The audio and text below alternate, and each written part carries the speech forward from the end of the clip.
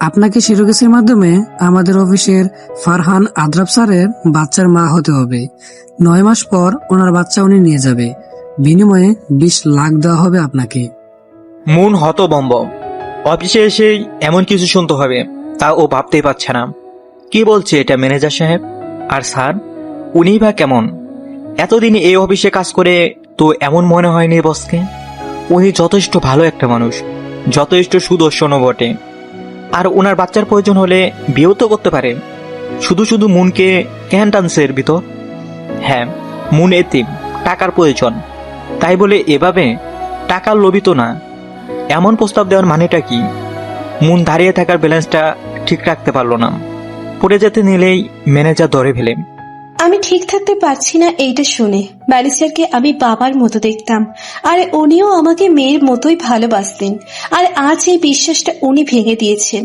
এতদিন যে সম্মানের সাথে বসকে দেখতাম, সেই বসের প্রতি এক রাশ ঘৃণা এসে জমল, সাথে ম্যানেজারের প্রতিও। আমি নিজেকে যথাসম্ভব শান্ত রেখে ম্যানেজারকে বললাম, এসবের মানে কি? আমি তোমাকে আমার মেয়ের মতোই ভালোবাসি মা, আর তোমাদের বসকেও নিজের ছেলে মতো ভালোবাসি। ওকে ছোট থেকেই দেখে আসছি, অনেক রাগী আর বদমেজাজি। যেটা কবে বলবে ওইটা যেমন করে হোক করেই ছাড়বে। আর যথেষ্ট ভদ্র, নিঃসন্দেহে ও অনেক বুদ্ধিমান। তোমার টাকার দরকার আর ওর বাচ্চার দরকার। আমি বলবো কি রাজি হয়ে যাওয়াই ভালো। এবার বাকিটা তোমার ইচ্ছা মা। আমার কান ঝাঁঝা করে উঠল। আমি সাথে সাথে বেরিয়ে আসলাম ওই অফিস থেকে। করব না আর চাকরি, কালই রেজিগনেশন লেটার দিয়ে চলে আসবো ওই অফিস থেকে। রাস্তা দিয়ে হাঁটছি আর ভাবছি এসব, কিন্তু এই চাকরিটা যে আমার একমাত্র সম্বল ছিল। এত কম পড়ায় কেউই চাকরি দেয় না। এই একটা মাত্রই এত বড় অফিসে চাকরিটা পেলাম। কি ভেবে দিয়েছে এটাও জানি না। ওই অফিসে সব উচ্চ শিক্ষিত লোক, তাও ওনাদের কথার ধরনেই বোঝা যায়। আমাকে দিয়েছিল প্রিন্টারের কাজ, কারণ এই একটা কাজই তুলনামূলক সহজ ছিল, আর তেমন পড়া নিয়েও না। তবুও সন্তুষ্ট ছিলাম এই চাকরি নিয়ে। কিন্তু এখন কিভাবে চলবো আমি? ফারহান আদ্রাব আমার অফিসের স্যার। দেখতে শুনতে ভীষণ ভালো, সুদর্শনও বটে। সবার সাথেই ভালো আচরণ করেন। বয়স 26-27 হবে। ওনার বাবা হঠাৎ অসুস্থ হয়ে পড়ায় বাবার অফিসেই বসে ছিলেন পড়ালেখার পাশাপাশি। সেই থেকেই এত বড় বিজনেসটা উনিই সামলিয়েছেন। আস্তে আস্তে এই 4 বছরে অনেক বড় করে ফেলেছেন এই বিজনেসটা। অনেক বুদ্ধিমানও বটে। এই 4 বছরে ওনাকে যারাই দেখে আসছেন, ওনারাই বলে খারাপ কোনো কিছুর রেকর্ড নেই ওনার চরিত্রে। কিন্তু আজকে এটা কি হলো? উনি বিয়ে করবে বললেই অনেক মেয়ে হাজির হবে, তা অফিসের মেয়েদের দিকে তাকিয়ে বুঝেছিলাম। তবে শুনেছি উনি মেয়ে জাতিকে বিশ্বাস করেন না, কোনো এক কারণে ছোট থেকেই। এমনকি ঘৃণাও করে অনেক। কিন্তু তাই বলে আমার জীবন কেন চলাতে চাচ্ছেন উনি?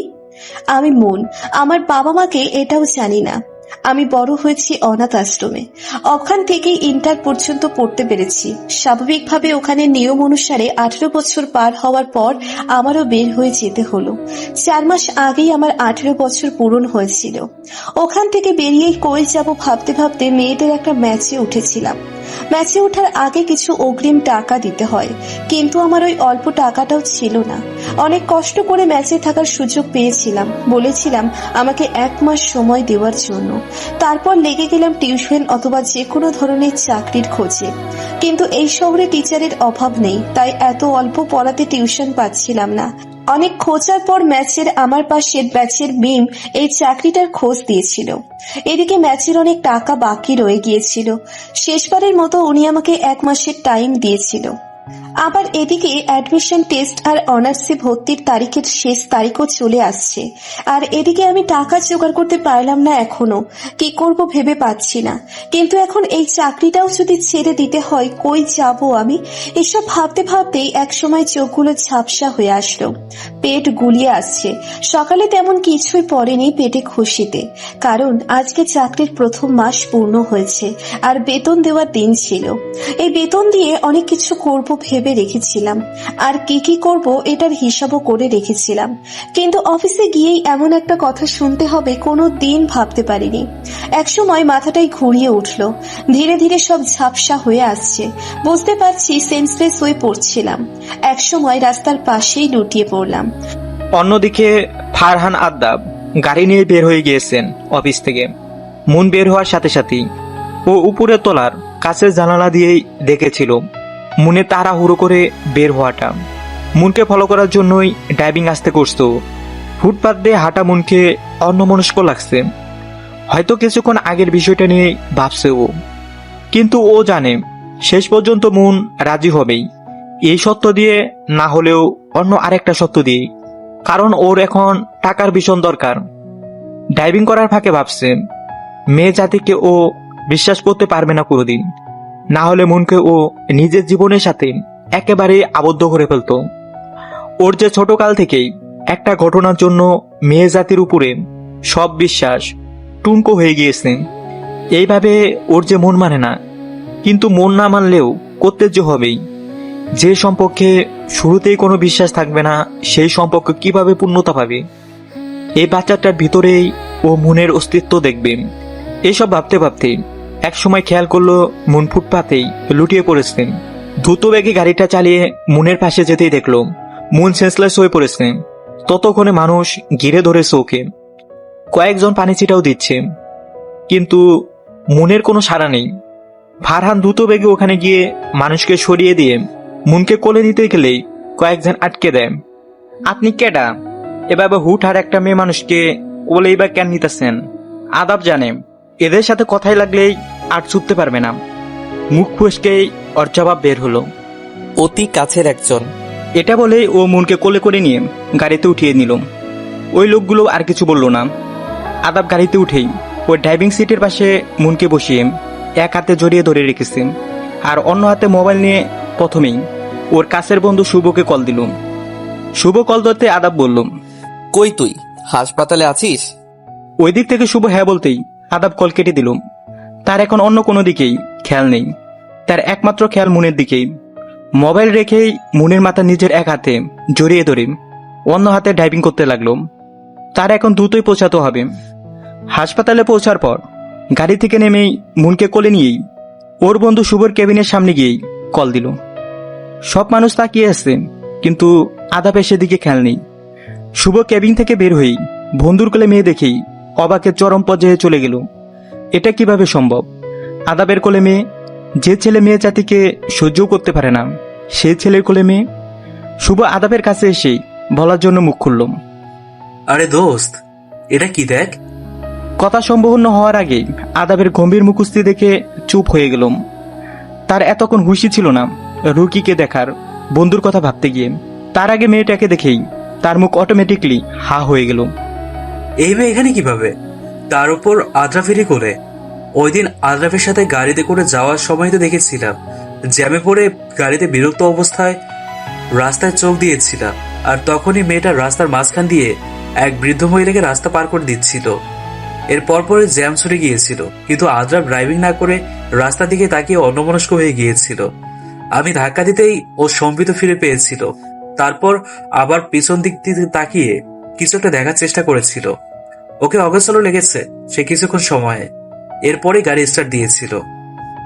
শুভ এত কিছু না ভেবে আগে মেয়েটাকে দেখতে লাগলো, কারণ আরেকটি হলেই আদাবকে চিবিয়ে খাবে। আরে তেমন কিছুই না, অতিরিক্ত টেনশন আর স্ট্রেস নেওয়ার জন্য এমনটা হয়েছে, আর খাবারের অমনোযোগের জন্যই। ঠিক মতো খাবার খেলেই হবে। আর এখন আপাতত কিছু ওষুধ দিচ্ছি, এসব চলুক। আদাব যান হাফ ছেড়ে বাঁচল। এতক্ষণ তো ও নিজে ভেতরে ভেতরে ঠিক থাকতে পারছিল না।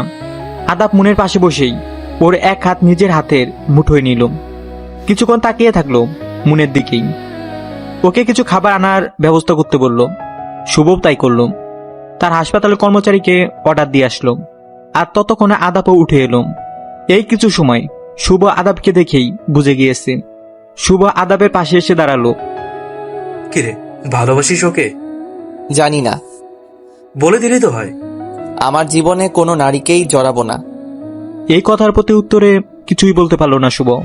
কারণ ও জানেন আদাবকে এখন যেভাবেই বোঝাক না কেন ও বুঝতে চাইবে না। আর কি বা বুঝাবে আদাবকে? ও নিজেই তো জানে আদাবের একটা কালো অতীত আছে, যে টমাটা থেকে এখনো আদাব বের হতে পারেনি। মন চোখ খুলেই হতবাক, কারণ ওর সামনে স্বয়ং আদাব দাঁড়িয়ে আছে।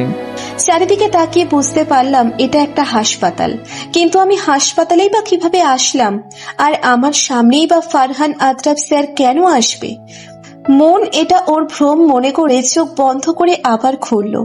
না, এটা তো ভ্রমের মতো মনে হচ্ছে না। না, হয়তোবা আমার চোখের ভুল হতে পারে। যেই ভাবা সেই কাজ। আমি ব্যাট থেকে নেমেই সোজা ওয়াশরুমে ঢুকে গেলাম। এদিকে আদাব হতবম্ব। এই মেয়ে কি পাগল নাকি? সেন্স ফিরে পাগলের মতো করছে। এখন আবার তোরে অশ্রমী বা কেন গেল? আমি ওয়াশরুম থেকে বেরিয়েই আধ বালতি পানি মেরে দিলাম ফারহান আদ্রাফ স্যারের গায়ে। What nonsense! আদাব রেগে চোখ মুখ লাল করে চিৎকার দিলুম। ইয়া আল্লাহ, তার মানে এটা ভ্রম নয়। কি করলাম এটা? নিজের মাথায় নিজেই বাড়ি মারতে ইচ্ছে করছে এখন। আদাব মনকে বিড়বিড় করতে দেখে আরেকটা জোরে ডাক দিলুম, আর এতেই মনের কাঁপাকাঁপি শুরু হয়ে গেল। Sir sir, I am extremely sorry. আমি আসলে বুঝতে পারিনি। আদাব আর কিছু না বলে দাঁতে দাঁত চেপে নিজের রাগ সংযত করে পাশের খাবারের প্যাকেটটা মুনের হাতে দিলুম। খাবার ঠিক মতো খাবে আর অতিরিক্ত টেনশন করবে না। এখন এই খাবারগুলো খেয়ে নাও চটজলদি। ওনার এই কেয়ারনেস দেখে হঠাৎ মাথায় আসলো আমি হাসপাতালে কি করছি। এতক্ষণ এসবের কারণে খেয়ালই ছিল না। আর এই ডাক্তারই বা কেন আসলো? আর সকালের ম্যানেজার আঙ্কেলের কথাগুলো কেমনে ভুলে গেলাম আমি। ইয়া আল্লাহ, সকালের কথাগুলো ভাবতেই আমি বিস্ফোরণ চোখে আদ্রাফের দিকে তাকালাম আর পাশের ছোট্ট টেবিল থেকে ফল কাটার ছুরিটা নিলাম। এই আপনি আমাকে সেরোকেশন করাতে এনেছেন তাই না? এই জন্যই এত কেয়ারনেস আমার প্রতি। আমি তো এতক্ষণ ভুলেই গিয়েছিলাম সকালের কথাগুলো। খবরদার এক পাও আমার দিকে এগুলে আপনি আমার অফিসের বস এটা ভুলে যাব। এই ছুরিটা দিয়ে জবাই করে মেরে ফেলবো একদম। ওইটা ফল কাটার ছুরি, ওইটা দিয়ে জবাই করতে পারবে না তুমি। ছুরি দিয়ে সর্বোচ্চ হাত কাটা যায়, জবাই না। এতদিনে এটাও শিখলে না? স্ট্রেঞ্জ, আমি বাচ্চা ভেবেছি তোমাকে, কিন্তু তুমি দেখছি আমার ভাবনার চাইতে বেশি বাচ্চা। মন। ততক্ষণে শুভ কেবিনে ঢুকলো আবার। যেটাই কাটা যাক, ওইটা কেটে দিব। আর এই ডাক্তার এখানে কেন?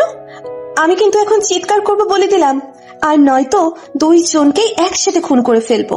এটা শুনেই শুভ প্যাট ধরে জোরে জোরে হাসতে শুরু করলাম।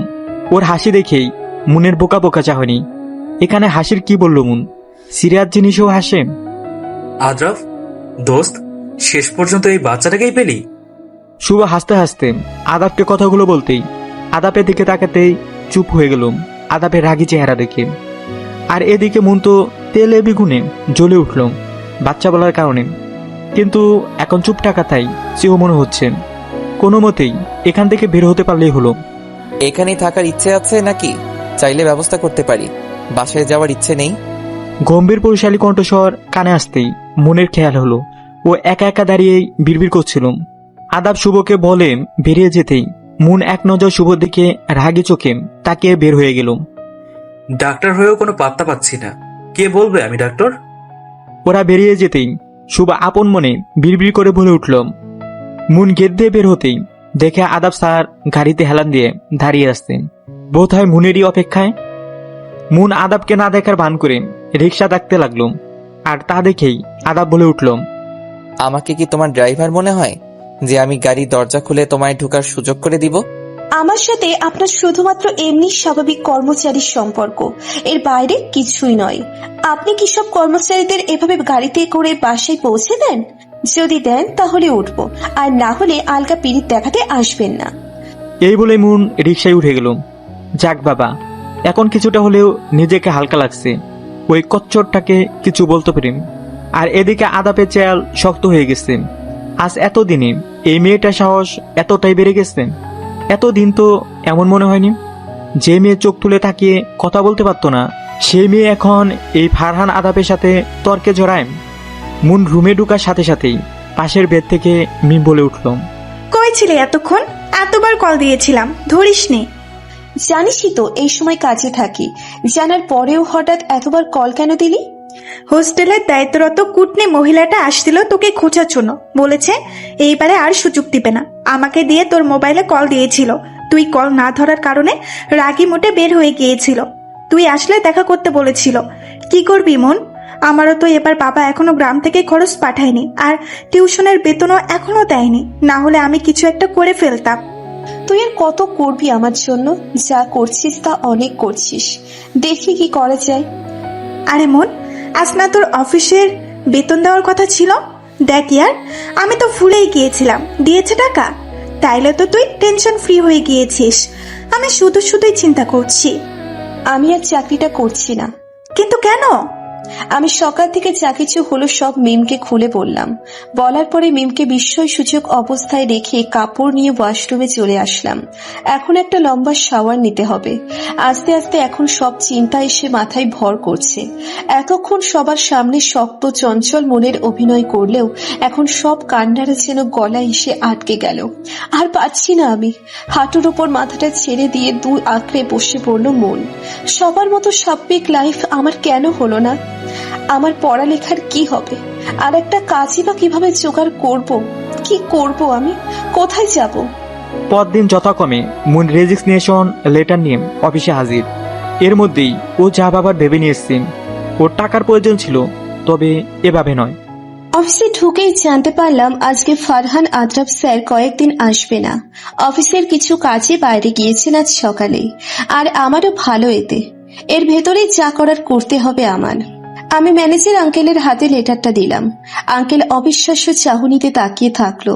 বোধহয় মনকে এখনো বুঝতে পারেনি। ভালো থাকবেন আঙ্কেল। এতদিন মেয়ের মতো করে অনেক ভালোবাসা দিয়েছেন।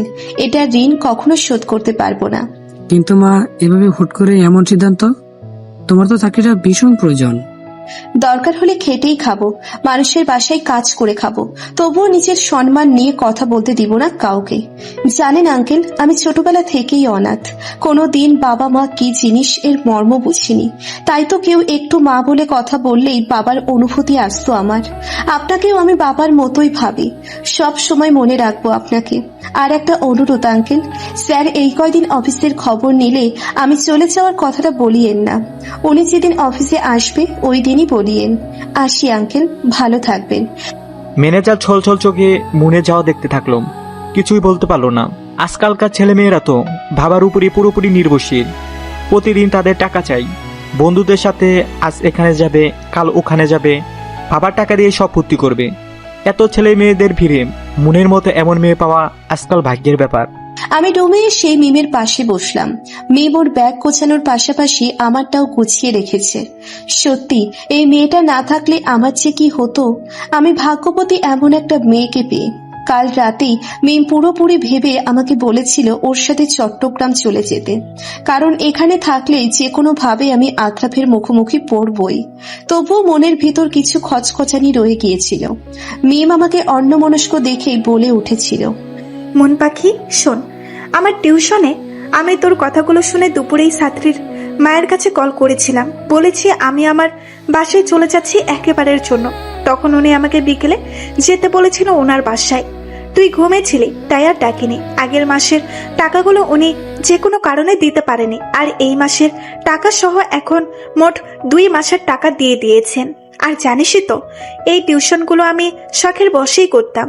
আমার খরচ তো আমার বাবাই পাঠিয়ে দেয়। কালকে যাওয়ার সময় আমি তোর হোস্টেল ভাড়া দিয়ে দেব। আর বাবা মাকে কল করে বলেছি আমি তোর কথা। ওনারা সব শুনে বলেছে তোকে সহ আমার সাথে নিয়ে যাওয়ার জন্য। এই ঢাকা শহরে নাকি তোকে কে দেখবে, একা একটা মেয়ে। এবার সব ক্লিয়ার মন পাখি তোর? আর কোনো প্রশ্ন আছে তোর? এবার হাসে একটু। মুখটাকে এমন হুতুম প্যাঁচার মতো কেন করে রাখছিস? তুই জানিস তোকে হাসলে কি স্নিগ্ধময়ী মায়াবতী লাগে? হঠাৎ মিমের ধাক্কায় নিজের সম্বিত ফিরে পেলাম। কি রে মন, কই হারিয়ে গেছিলি? এতক্ষণ ধরে ডাকছি তোকে, তোর কোনো খবরই নেই। কি এত ভাবিস? ভাবছি তুই না থাকলে আমার যে কি হতো। হয়তোবা আমার কোনো অস্তিত্বই থাকতো না। এই মন এতদিনে শেষ হয়ে যেত। তোর মতো বোনের মতো বান্ধবী পেয়ে আমি ভাগ্যবতী রে। আরে ধুর পাগলি, তুই জানিস তোর চেয়ে আমি বেশি ভাগ্যবতী তোকে পেয়ে। জানিস আমার লাইফে তুই আসার আগে বাবা আমার জন্য পুরো মাসের টাকা একসাথে পাঠাই দিত, কিন্তু আমি সেগুলো বন্ধুদের সাথে এখানে ওখানে গিয়েছিলাম, 5 দিনে শেষ করে ফেলতাম। তারপর আবার টাকার কথা বলতাম, আর বাবাও একটা মাত্র মেয়ে হিসেবে যখন তখন টাকা দিয়ে দিত। এই নিয়ে মায়ের রাগের শেষ ছিল না, কারণ মেয়ে যখন যেটা খোঁজে তখন দিলে নাকি বেশি অভ্যাস খারাপ হয়ে যাবে। বাবাও আমাকে অনেক বোঝাতো, কিন্তু কথাগুলো আমি কানে তুলতাম না। তুই আমার পাশে আসার পর আমি আস্তে আস্তে চেঞ্জ হতে শুরু করেছিলাম, কারণ তোকে দেখতাম সবসময় কোনো কাজ থেকে টাকা পেলে ওইগুলো কোনো কোনো কাজে লাগাবে, তা আগে থেকে হিসাব করে রাখতি। বাড়তি টাকা কোথাও খরচ করতি না। তখন বুঝলাম জীবন এক একজনের জন্য এক এক রকম। আমরা একই বয়সের হয়েও দুইজন দুই মেরুর। তুই কত পরিশ্রম করিস আর আমি বাপের টাকা উড়াই বন্ধুদের সাথে। এরপর আমিও তোর দেখা দেখি টিউশন নিলাম। বাবার থেকে পাতে টাকা আর নিতাম না। বন্ধুদের সাথে এদিক ওদিক ঘোরাফেরা ছেড়ে দিয়েছি, গেলেও হিসাব করে। বাবা মাও আমার চেঞ্জের কারণ ধরতে পারেনি। কাল রাতেই বললাম তোর কথা। এই দিক দিয়ে কিন্তু আমি তোর চাইতে ভাগ্যবতী মন। আমি একটা মুচকি হাসলাম। সত্যি জীবন এক একজনের জন্য এক এক রকম, এক একজন এক এক ভাবে জীবনটাকে উপভোগ করে। মন শোন, আমরা কিন্তু একই ভার্সিটিতে ট্রাই করবো অনার্সে, বুঝছিস? তুই টেনশন করিস না, আমি বাবাকে বলে রেখেছি। এখন শুধু যাওয়ার পালা। আমি মিমের দিকে আবারও তাকিয়ে মুচকি হাসি দিলাম। এই মেয়েটা আমাকে নিয়ে এত ভাবে কেন?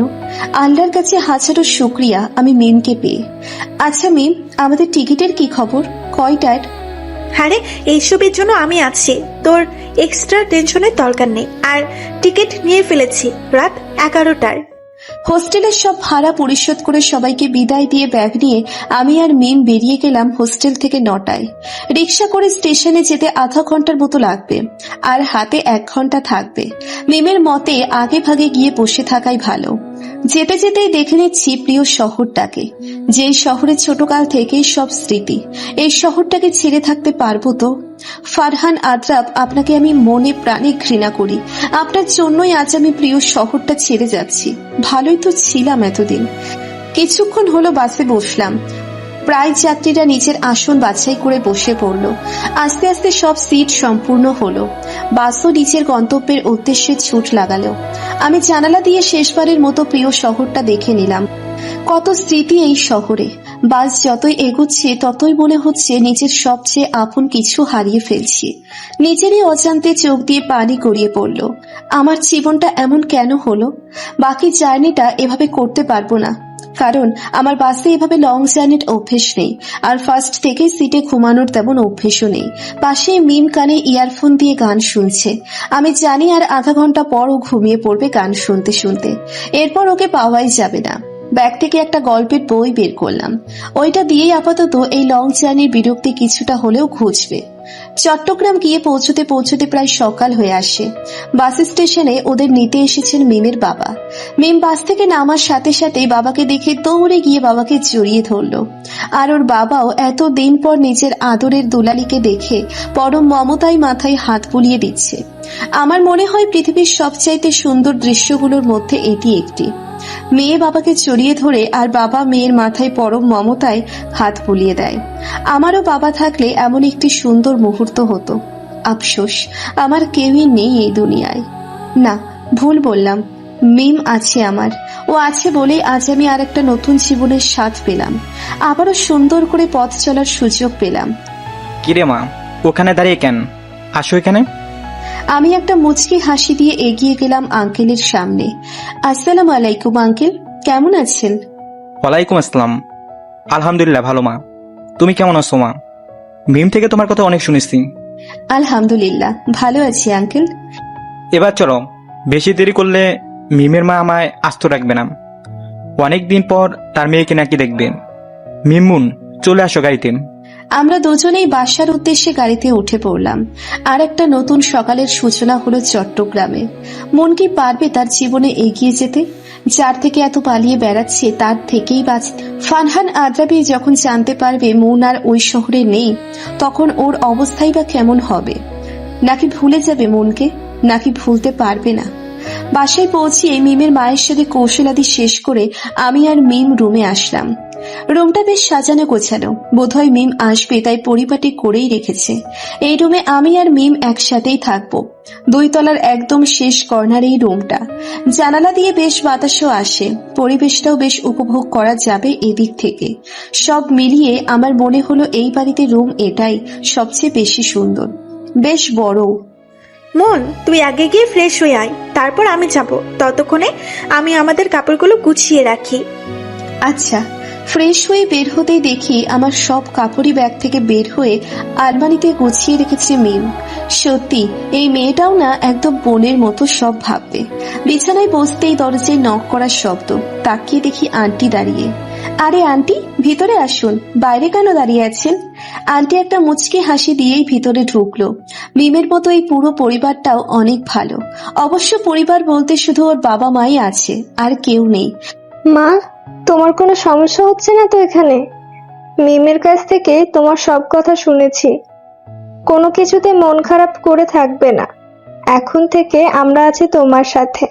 নিজেকে আর একা ভাববে না, ঠিক আছে? মিম যেমন আমাদের মেয়ে, তেমনি তোমাকেও আমাদের মেয়ের মতনই ধরে নেব। আর তুমিও সব শেয়ার করবে আমাদের সাথে। মনে করো, আমরাই তোমার আরেকটা মা বাবা। আন্টির কথা শুনে মনে হলো নিজেরই মায়ের ঘ্রাণ পাচ্ছি। চোখ দিয়ে দোফোটা পানি গড়িয়ে পড়লো। এই কান্না যে খুশির। কে বলেছে জীবন কঠিন? এই তো জীবনকে মানিয়ে সামনে এগিয়ে যেতে পারলেই জীবনের মানে পাওয়া যায়। জীবনে তো সুন্দর তা আজকের আগে মনে হয়নি।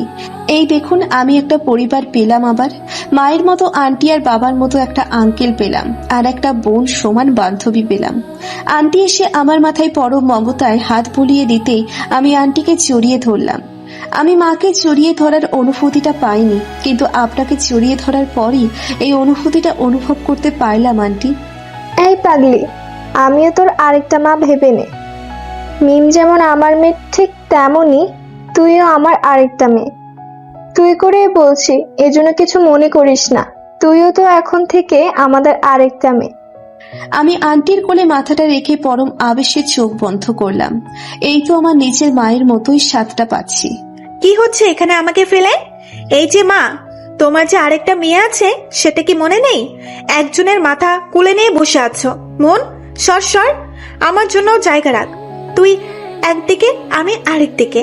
দুই মেয়ের দুই দিকে জায়গা। দেখি দেখি। ওয়াশরুম থেকে বের হতে হতেই বলে উঠল মিম। এসেই আমার পাশে আন্টির কোলে আর একদিকে মাথা রেখে বসে পড়ল মিম। মা, আমার মাথায়ও মনের মতো হাত বুলিয়ে দাও। আন্টিও পরম মমতায় দুই হাত দুইজনের মাথায় বুলিয়ে দেন। এখন মনে হচ্ছে এই তো, এটাই আমার পরিবার। আজকাল এমন ভালো মনের মানুষ পাওয়া বড্ড কঠিন। সেই দিক দিয়ে আমি ভাগ্যবতী। এত অল্পেতে এত সুন্দর নিজের মতো করে একটা পরিবার পাবো কোনো দিন ভাবিনি। হয়েছে, এবার উঠ। সারা রাত জার্নিতে তো তোরা কিছু খাসনি মনে হয়। আমি নিচে গিয়ে খাবার তৈরি করছি, তোরা আয়। আন্টি দাঁড়িয়ে বলে উঠল, আচ্ছা, আসতেছি আমরা। নিচে গিয়ে খাবার খেয়ে মিমের সাথে রুমে এসে গেলাম। আঙ্কেলও বলেছেন নিজের মতো করেই থাকতে এখানে, আর ভার্সিটির অ্যাডমিশন নিয়ে যা করার উনিই করবেন। আপাতত কয়েকদিনের জন্য টেনশন ফ্রি আছি। এখন দুইজনেই একটা জম্পেস্ট ঘুম দিব। রাতে গাড়িতে ভালো ঘুম হয়নি। মন শোন, ঘুম থেকে উঠে বিকেলে আমরা বাইরে যাব, কেমন? তোকে দেখাবো আমাদের চট্টগ্রাম। আপাতত একটু এদিকেই যাবো ঘুরতে। এখন ঘুমা। আমিও একটা মুচকি হাসি দিয়ে শুয়ে পড়লাম। শোয়ার সাথে সাথেই চোখে এক রাজ্যের ঘুম এসে ধরা দিল। আস্তে আস্তে ঘুমের দেশে পাড়ি দিলাম। কারো ধাক্কায় নিজের অর্থ ঘুমটা ভেঙে গেল। চোখ মুখ কুচকিয়ে দেখি মিম ক্যাবলাকান্ত মার্কা হাসি দিয়ে সামনেই দাঁড়িয়ে আছে। মিমের বাচ্চি, দিলি তো আমার এত সুন্দর ঘুমটার 12টা বাজিয়ে। তোরে এখন আমি এক বালতি পানিতে চুবাতে পারলেই রাগ কমবে। তোর রাগ আগে ফেল। আমি তোকে বালতি ভরে পানি মারিনি, এটার শুকর কর। কতক্ষণ ধরে ডাকছি তোকে, আর ঘুম থেকে ওঠার নাম নেই। আরো বলিস অর্ধ ঘুম। সে খেয়ে শুয়েছিলি, এখন বিকেল 5টা বাজে। ধুর, তোর সব ফালতু প্যাচাল বাদ দে। কি জন্য ডেকেছিস ওইটা বল, আমি আবার ঘুমাবো। মা ডাকে নাস্তা করার জন্য। আর কিসের এত ঘুম? নাস্তা করেই তোকে নিয়ে ফুসকে খেতে যাব। অগত্যা মিমের টানা হেঁচড়ানোতে উঠতেই হলো। খুবো খুবো চোখে ফ্রেশ হতে গেলাম। ফ্রেশ হয়ে বেরিয়েই দেখি মিম 2 সেট কাপড় নিয়ে বিছানার উপর বসে আছে। কে রে মিম, দেবদাসের মতো ওইভাবে বসে আছিস কেন? কি হলো? এই নে, এই কুর্তিটা পরে তৈরি হয়ে নে, খেয়েই বের হবো। বেশি না, এই তো 10 মিনিট কি 20 মিনিট লাগবে মাত্র, খেয়েই চলে আসবো। নাস্তার পর্ব সেরেই আন্টিকে বলে বেরিয়ে গেলাম মিমের সাথে। রিকশায় উঠতেই চট্টগ্রামের আশপাশ দেখতে লাগলাম। এক অন্যরকম শহর। আর মিম যেখানে আনলো ওই জায়গাটা একদম নিরিবিলি। চারিদিকেই গাছপালা। প্রতি গাছের নিচেই কয়েকজন মিলে মিলে একটা আড্ডাখানা। জায়গাটাতে প্রকৃতির ছোঁয়া, চারিদিক থেকে সব সময় বাতাস বোঝাই যাচ্ছে। এখানকার মানুষদের এই জায়গাটা ভীষণ প্রিয়। কেউ কেউ একলা বসে প্রকৃতিটা উপভোগ করছে, আর কেউ কেউ 2-5 জন বন্ধু নিয়ে আড্ডা দিতে দিতে উপভোগ করছে। এর ভেতর আবার ফুচকা ঝালমুড়িও বসে। সব মিলিয়ে জায়গাটা অনেক সুন্দর। পুরো এলাকায় পড়তে পড়তে হাজারো শতবর্ষী গাছের সমারোহ, যা জায়গাটিকে ছায়া সুশীতল করে রেখেছে। সবুজ গাছগাছালি আর পাহাড় ঘেরা এই মনোরম পরিবেশটি যে কারোরই মন কাড়তে বাধ্য।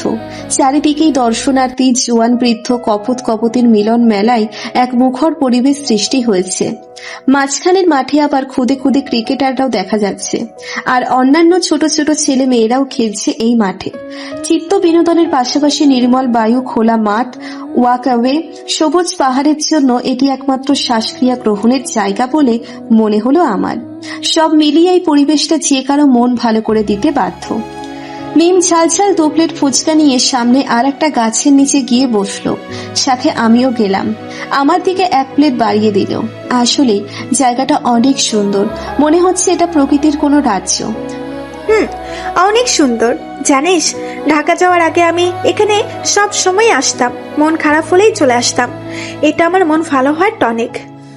একা একা বসে প্রকৃতি দেখতাম। তোকে আরেকটা জায়গা দেখানোর আছে, সেই জায়গাটা সবার প্রিয়। সন্ধ্যার দিকে ওই জায়গায় খুব বেশি ভালো লাগে। যাওয়ার সময় একটু ওই দিকে যাবো। ফুচকা মুখে পুড়তে পুড়তে বলল মিম। আসার সময় আর একটা জায়গাতে নামলো মিম। এই জায়গাটাও অনেক সুন্দর। প্রায় জায়গাতেই মনে হলো প্রকৃতির ছোঁয়া। মিম গিয়ে রেলিং এ পা দুলিয়ে বসে পড়ল, সাথে আমাকেও ডাকলো। আমিও গিয়ে বসে পড়লাম। জানিস মন, আমার মন ভালো করার আরেকটা জায়গা হচ্ছে এটা। এখানে রেলিং এ বসে পা ঝুলিয়ে বসে থাকার মতো মজাই আলাদা। সন্ধ্যায় কিংবা বিকেলের নেপালের ওয়েদারটা আরো বেশি জোস। যেমন কি এখন চুপচাপ বসে সামনের দিকে তাকিয়ে থাক। আসলে কত সুন্দর এক অনুভূতি। আমিও মুচকি হাসি দিয়ে সামনের দিকে তাকালাম।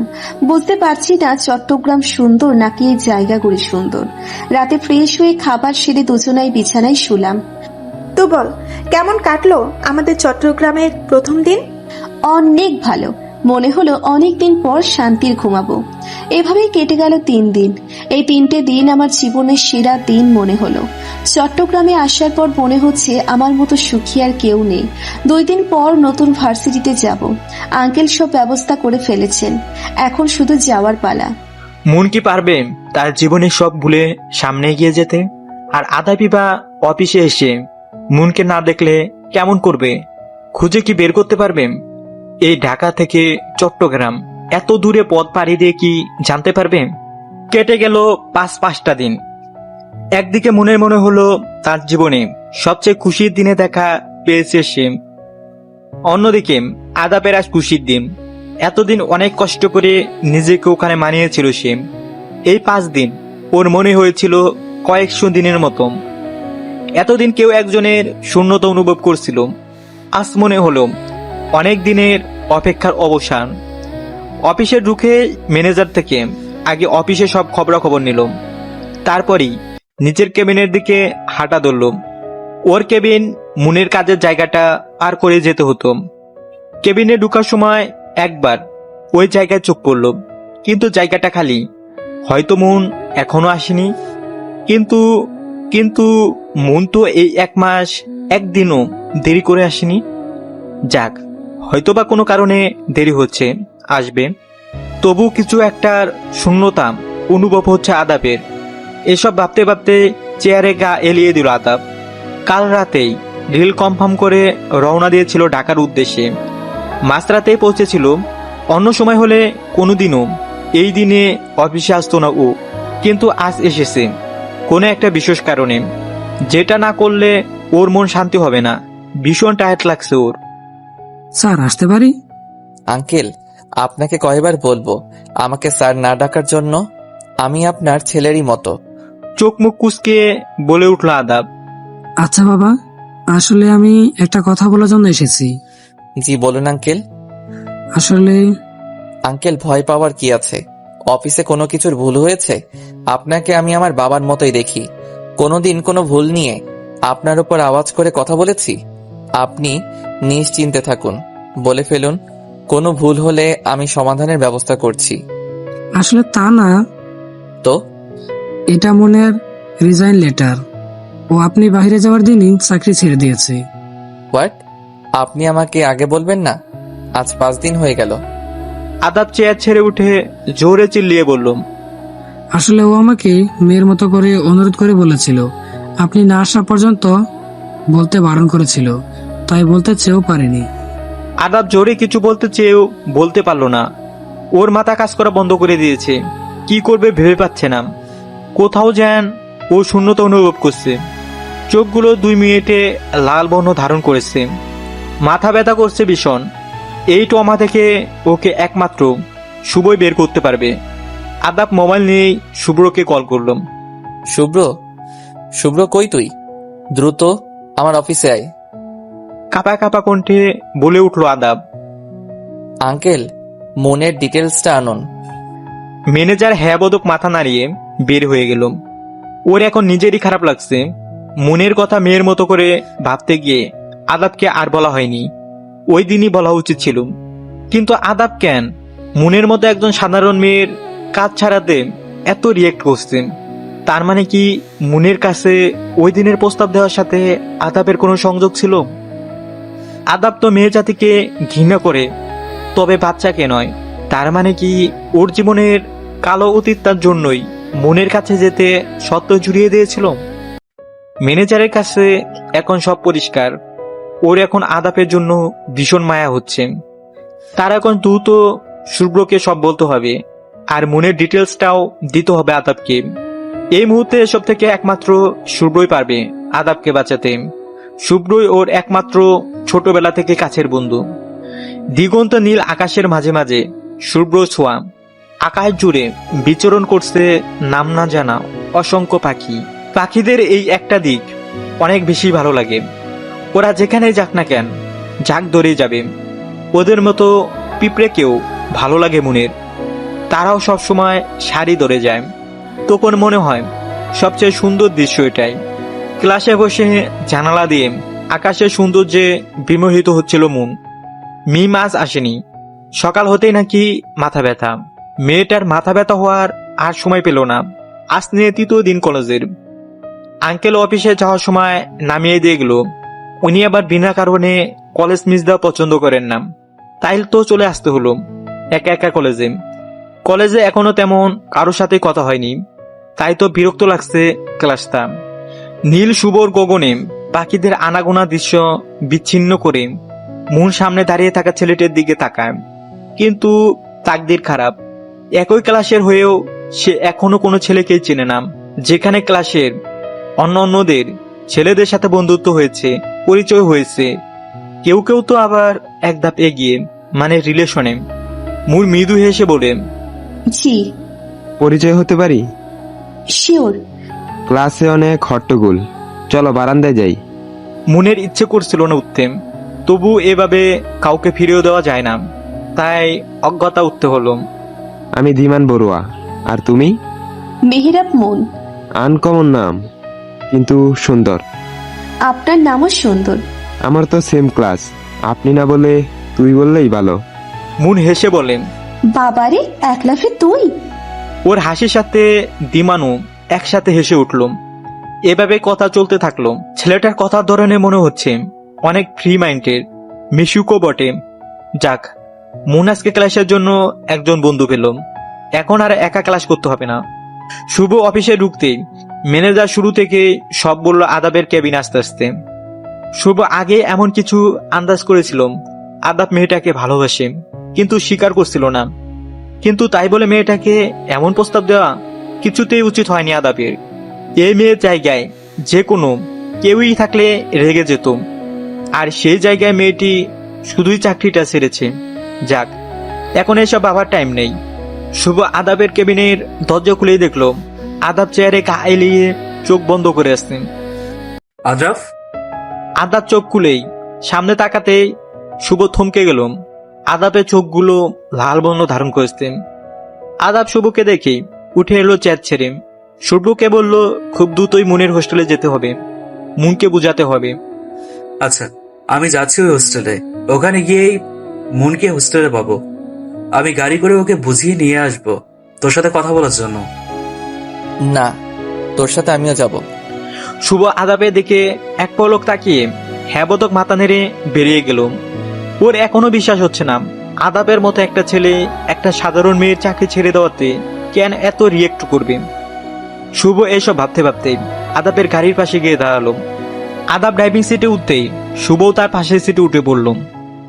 গাড়ি এসেই মুনের হোস্টেলের সামনে দাঁড়ালো। শুভ ঠিকঠাক দেখে বলল, হ্যাঁ এটাই। তুই গিয়ে হোস্টেলের মালকিনের সাথে কথা বলে আয়, আমি এখানেই আছি। 2 মিনিট পর শুভ গাড়ির সামনে এসেই হাঁপাতে লাগলো। তা দেখে আদাব গাড়ি থেকে বেরিয়ে এলো। আদ্রাফ, মুন আর ওর রুমমেট 5 দিন আগে হোস্টেল ছেড়ে দিয়েছে। কি? কাপা কাপা কণ্ঠে বলে উঠল আদাব। শুভ মাথা নিচু করে ফেললো। আদাবের মাথা কাজ করা বন্ধ করে দিয়েছে। কি করবে ও ভেবে পাচ্ছে না। তুই চিন্তা করিস না আদ্রাফ, আমরা ঠিকই খোঁজ পাবো। শুভর কথায় কিছুটা হলেও শান্ত হলো আদাব। তার এই ভাই সমান বন্ধুটি ঠিকই খোঁজ দিবে মুনের। আচ্ছা, মুনের জন্য আদাবের এমন পুড়ছে কেন? ও তো নারী জাতিকে ঘৃণা করে। এর উত্তর আদাবের নিজের কাছেও নেই। সেই দিন পুরোটা দিন শুভ মুনের খোঁজের চেষ্টা করল। এরপরে 2টা দিনও মুনের স্কুল কলেজ সব জায়গাতেই গিয়ে দেখল, কিন্তু কেউই মুনের খোঁজ দিতে পারল না। আর এদিকে আদাবের বেহাল অবস্থা। 2 দিন পরে শুভ আদাবের বাসায় এসে দেখল আদাব রুমেরই মেঝেতে বসে 2 হাঁটুর উপর হাত দিয়ে গ আকারে বসে মাথা গুজে রেখেছে। এই 2 দিনে অফিসেও যায়নি, কেমন যেন অগোছালো হয়ে গিয়েছে। শুভর এখনো বিশ্বাস করতে কষ্ট হয় এটা আদাব তো। শুভকে মাথা নিচু করা অবস্থায় দেখেই আদাব মাথা তুলে মৃদু হেসে বলল, পাসনি তাই না? শুভ মাথা উপরে তুলে প্রিয় বন্ধুকে দেখেই আবার মাথা নিচু করে ফেলল। আজ এই বন্ধুটার জন্য কিছু করতে ইচ্ছে করছে ভীষণভাবে, কিন্তু কি করবে ও? যে নিজ থেকে হারিয়ে যায় তাকে চাইলে আর খুঁজে পাওয়া যায় না। আদাব মৃদু হাসির সহিত বলে উঠল। ভীষণ অগোছালো লাগছে তাকে। চোখ লাল, চোখের নিচে ডার্ক সার্কেল। আজ বুঝতে পারছে মুন ওর মনের কোন জায়গাতে ছিল। এখন শুধু আফসোস ছাড়া আর কিছুর উপায় নেই। মেয়েটা তো ওর এই জীবনটা নিয়েই সুখেই ছিল। কেন সেখানে আমি গিয়ে তার জীবনের মোড়টায় ঘুরিয়ে দিলাম? মুনের খোঁজ ও কিভাবে পাবে? এই এত বড় শহরে কোথায় খুঁজবে ও মুনকে? তাহলে কি সত্যিই মুন ওকে ফেলে চলে গেল? মুন চলে গিয়েছে এটা ভাবতেই বুকটা মুচড়ে উঠল। কোথাও যেন একটা শূন্যতা অনুভব হচ্ছে। আদাব কি মুনকে আর কোনোদিন দেখবে না? না, এটা কি ভাবছে সে? অবশ্যই দেখবে। সে মুনকে খুঁজে বের করবেই। সন্ধ্যার দিকে পড়তে বসেছে মুন। পড়ার টেবিলটা জানালার সাথে। জানালা বন্ধ করাই ছিল। কি মনে করে যেন জানালাটা খুলে দেয় মুন। সঙ্গে সঙ্গে শা করে বাতাস প্রবেশ করে ঘরে। সারা শরীরে কম্পন তুলে যায়। এমনিতে ঠান্ডা পড়েছে খুব, আবার জানালা খুলে দেওয়ায় বাতাসও যোগ হয়েছে। তবু মুনের মন্দ লাগছে না। জানালা দিয়ে আকাশের দিকে তাকিয়ে দেখে মৃদু স্বচ্ছ আকাশ। তারাদের মেলা আজ নেই, তবে খোলা চাঁদ দেখা যাচ্ছে। সম্ভবত হালকা কুয়াশার জন্য চাঁদটাকে ঘোলা মনে হচ্ছে। মনোযোগ সহকারে প্রকৃতিকে দেখে উপলব্ধি করছে মুন। পাশে মিম শুয়ে অঘরে ঘুমাচ্ছে। এখন থেকে ফাঁকিবাজি শুরু ওর। মিম থেকে চোখ সরিয়ে আবারও আকাশের দিকে মনোযোগ দিল মুন। মুহূর্তে একরাশ বিষণ্ণতা এসে ঘিরে ধরল। আগের জীবনের কথা মনে পড়ে যায়। আজ থেকে 2 মাস আগেও জীবনটা এক অন্যরকম ছিল। আদাবের কথা মনে পড়ে গেল হঠাৎ। হয়তোবা মুনকে না পেয়ে আরেক মেয়েকে প্রস্তাবটা দিয়ে দিয়েছে এতদিনে। কোনোদিন মুন ভাবেওনি আদাব এমন। চট্টগ্রামের জীবন মন্দ কাটছে না, তবু কিছু তিক্ত স্মৃতির কথা মনে পড়ে যায়। আজ ঢাকায় থাকলে তাহার জীবনটা কেমন হতো? আচ্ছা, আদাব এমন প্রস্তাব কেন দিয়েছিল? ও তো চাইলে সেরোগেশন ছাড়াও জোর করেই করতে পারত। আর তার যে কোনো মেয়েকেই। এই প্রস্তাবটার জন্য মুনকেই বা কেন পছন্দ করল? আদাব কি কোনোভাবেই মেয়েদের সংস্পর্শে আসতে চাইতো না? আর ম্যানেজার থেকে শুনেছে ওর জীবনে কোনো একটা বিষাক্ত অতীত ছিল। তার মানে কি ওই অতীতরা নারী জাতি নিয়েছিল? তার কাছে এখন পানির মতোই সব পরিষ্কার, শুধু অতীতটাই অজানা। তবু কোনো মেয়েকে এমন একটা প্রস্তাব দেওয়া মোটেই সম্মানজনক নয়। তাও যদি মুনের মতো এতিম মেয়েকে, ও কি জানতো না মুনের এই ঢাকা শহরে চলার মতো কিছুই ছিল না? আচ্ছা, আমি কেন ওনার কথা এত ভাবছি? হয়তো মনের ভেতরেই কোনো কিছু লুকিয়ে ছিল, যেটা প্রকাশ পাওয়ার আগেই সবকিছুই ওলট পালট করে দিয়েছে ওই মানুষটা। না না, এটা আমি কি ভাবছি? ওই মানুষটার জন্য আমার মনে কিছুই ছিল না। ওনাকে আমি শুধুই ঘৃণা করি। তবুও একটু উপদেশ তো দেওয়াই চাই মানুষটাকে। হয়তো বা মানবে না, তবুও বলতে তো দ্বিধা নেই, যাতে করে অন্য কোনো মেয়েকে যেন আর এমন প্রস্তাব না দেয়। আমি কালই একটি চিঠি পাঠাবো। আপন মনে বিড়বিড় করে উঠল মুন। কিন্তু মুন তো এটা জানে না তার অনুপস্থিতিতে আদাব অন্য কোনো মেয়েকে নয়, বরং মুনকে নিয়ে ভাবতে ভাবতে তিলে তিলে শেষ হচ্ছে। কি রে, কি এত ভাবছিস অত? সে কখন থেকে নিচ থেকে ডাকছি রাতের খাবার খাওয়ার জন্য, তোদের দুইজনের কোনো সাড়াই নেই। তাই তো রুমে আসলাম। আর এই মেয়েটাও না সেরা ফাঁকিবাজ। পড়ার সময় ওর যত ঘুম সব আসবে। আর জানালা খুলেছিস যে, ঠান্ডা ধরবে, বন্ধ করে ফেল। মিমকে ডেকে নিয়ে আয় নিচে। তোর আঙ্কেল তোদের সাথে খাবে বলে সে কখন থেকে বসে আছে।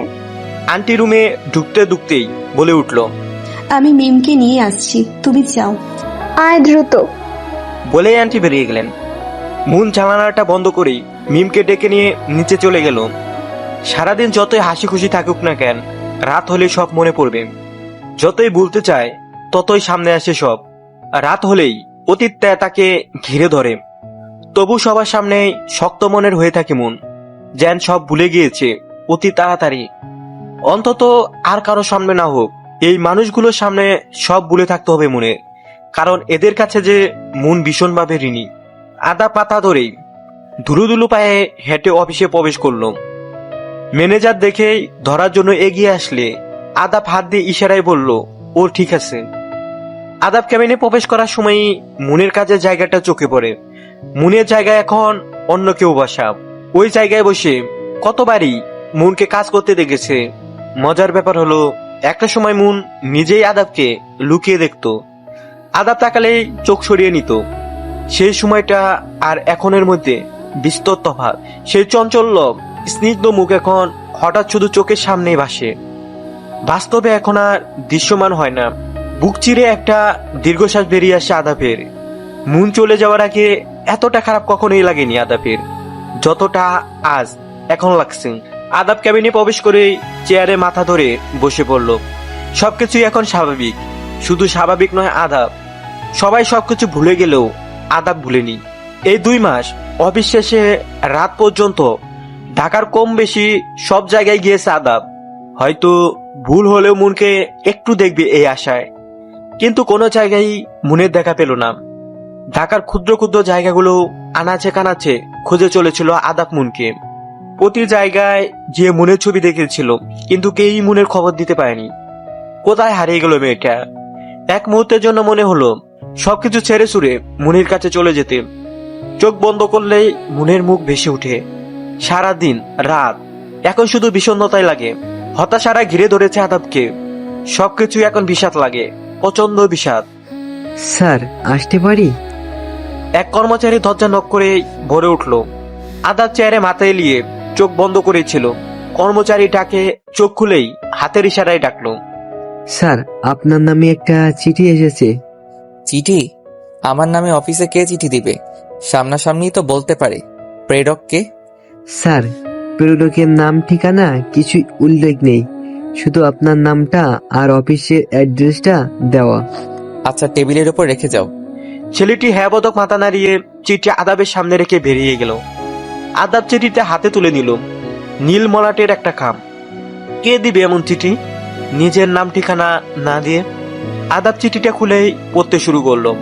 আসসালামু আলাইকুম। কেমন আছেন ফারহান আদ্রাব স্যার? আশা করি ভালোই আছেন। কিছু কথা বলার জন্য আপনাকে চিঠিটা লিখি। হয়তোবা চিঠি খোলার আগে চেনেননি, কিন্তু এই 2 লাইন পড়েই চিড়ে ফেলেছেন চিঠিদাতা কে হতে পারে। আচ্ছা, তবুও পরিচয় দিয়ে দিচ্ছি। আমি মন। আপনার অফিসে 1 মাস চাকরি করেছিলাম। মনে আছে আপনার? হয়তোবা মনে পড়েছে। জানেন, আমার আপনজন বলতে কেউই ছিল না এই পৃথিবীতে। আপনার প্রস্তাবটা শোনার পর এক মুহূর্তের জন্য মনে হয়েছিল মারা যায়, কারণ বেঁচে থাকলে ওই শহরে আপনার থেকে লুকিয়ে থাকতে পারতাম না। চাকরির খোঁজে বের হতেই হতো আমার। তবুও ওই সময় আমার জীবনে একটা মানুষ ছিল, তার জন্যই আজ আবার আর একটা নতুন সকালের সূচনা হয়েছিল। আপনি কি মনে করেছিলেন টাকার জন্য সবাই সবকিছু করতে পারে? এটা আপনার ভুল ধারণা। সবাই এক নয়। আপনার এই অশালীন প্রস্তাবটা শুনে আমার ভীষণ রাগ হয়েছিল সেদিন। এটা যে কোনো মেয়ের জন্যই অসম্মানজনক। একটা মেয়ে সমাজে ভালোভাবে বাস করলেও তার থেকে কোনো না কোনো একদিন কথা শুনতেই হয়। নারীদের ভালোভাবে কোনো স্বাধীনতা নেই। কোনো মেয়ে পড়ালেখা শেষ করে বিয়ে করতে গেলেও দোষ। তার উপর যদি একটা মেয়ে বিয়ে ছাড়াই গর্ভবতী হয়, তাহলে তো কোনো কথাই নেই। একটা ছেলে মেয়েটাকে ব্যবহার করে চলে গিয়েছে, এখানেও ছেলেটাকে কোনো দোষ দিবে না, সব দোষ মেয়েদেরই হবে। আর আপনার প্রস্তাব অনুযায়ী কোনো মেয়ে যদিও বা এমন করে, তাহলে ওই মেয়েটা প্রতিনিয়ত কথা শুনবে মানুষের কাছ থেকে। এক একটা শব্দই এক এক জঘন্য। জানেন, পৃথিবীতে কিন্তু সব মেয়ে এক নয়। সব মেয়েকে এক পাল্লায় মাপবেন না। আপনি এমন প্রস্তাব আর কোনো মেয়েকেই যাতে না দেন, সেই জন্য চিঠিটা লেখা। আমার জীবনটা আপনি ওই এক মুহূর্তের মধ্যে ওলটপালট করে দিয়েছিলেন। যাই হোক, হয়তোবা চিঠিটা অগোছালো হয়েছে, তবুও মূল কথা যেটা বোঝাতে চেয়েছি আশা করি বুঝেছেন। ভালো থাকবেন। আদাব চিঠিটা পড়েই স্তব্ধ। যাকেই এতদিন যাবৎ খুঁজে চলেছে তারই চিঠি। চিঠিটা পড়েই আরো এক রাশ হতাশা এসে ঘিরে ধরল। সে তো মা জাতিকে ঘৃণা করে, তবে আর সব মেয়েকে তো যথেষ্ট সম্মান করে। মুন ওকে খারাপ ভেবেছে। আদাব চিঠিটা নিয়ে উল্টে পাল্টে দেখলো, না, চিঠিতে কোনো ঠিকানা নেই। একবার যদি মুনের সামনে দাঁড়াতে পারতো। কিছুই ভালো লাগছে না আদাবের। চিঠিটা পড়ে সবকিছু আরো বিষাদময় লাগছে। মুনের কথাটাই ঠিক, সব নারী এক নয়। সবাই যদি এক হতো, তাহলে এই শহরে এত এত ভালো মা থাকতো না। অন্যায় করেছে সে। একজনের শাস্তি আরেকজনকে কেন দিতে চেয়েছে সে। মেয়েটার জীবনটাই তছনছ করে দিল। কোথায় আছে মেয়েটা? এই জীবনে তো ওর আপনজন কেউই নেই। ওর সাথে এমন অন্যায় করতে আদাবের বাত মানলো না। ওর সাজানো গোছানো লাইফটাকে এমন না করলেও পারতো আদাব। মাথা ধরে বসে পড়ল আদাব। চিঠিটা পড়ার পর থেকেই অন্যায়েরা সব এসে ঘিরে ধরেছে।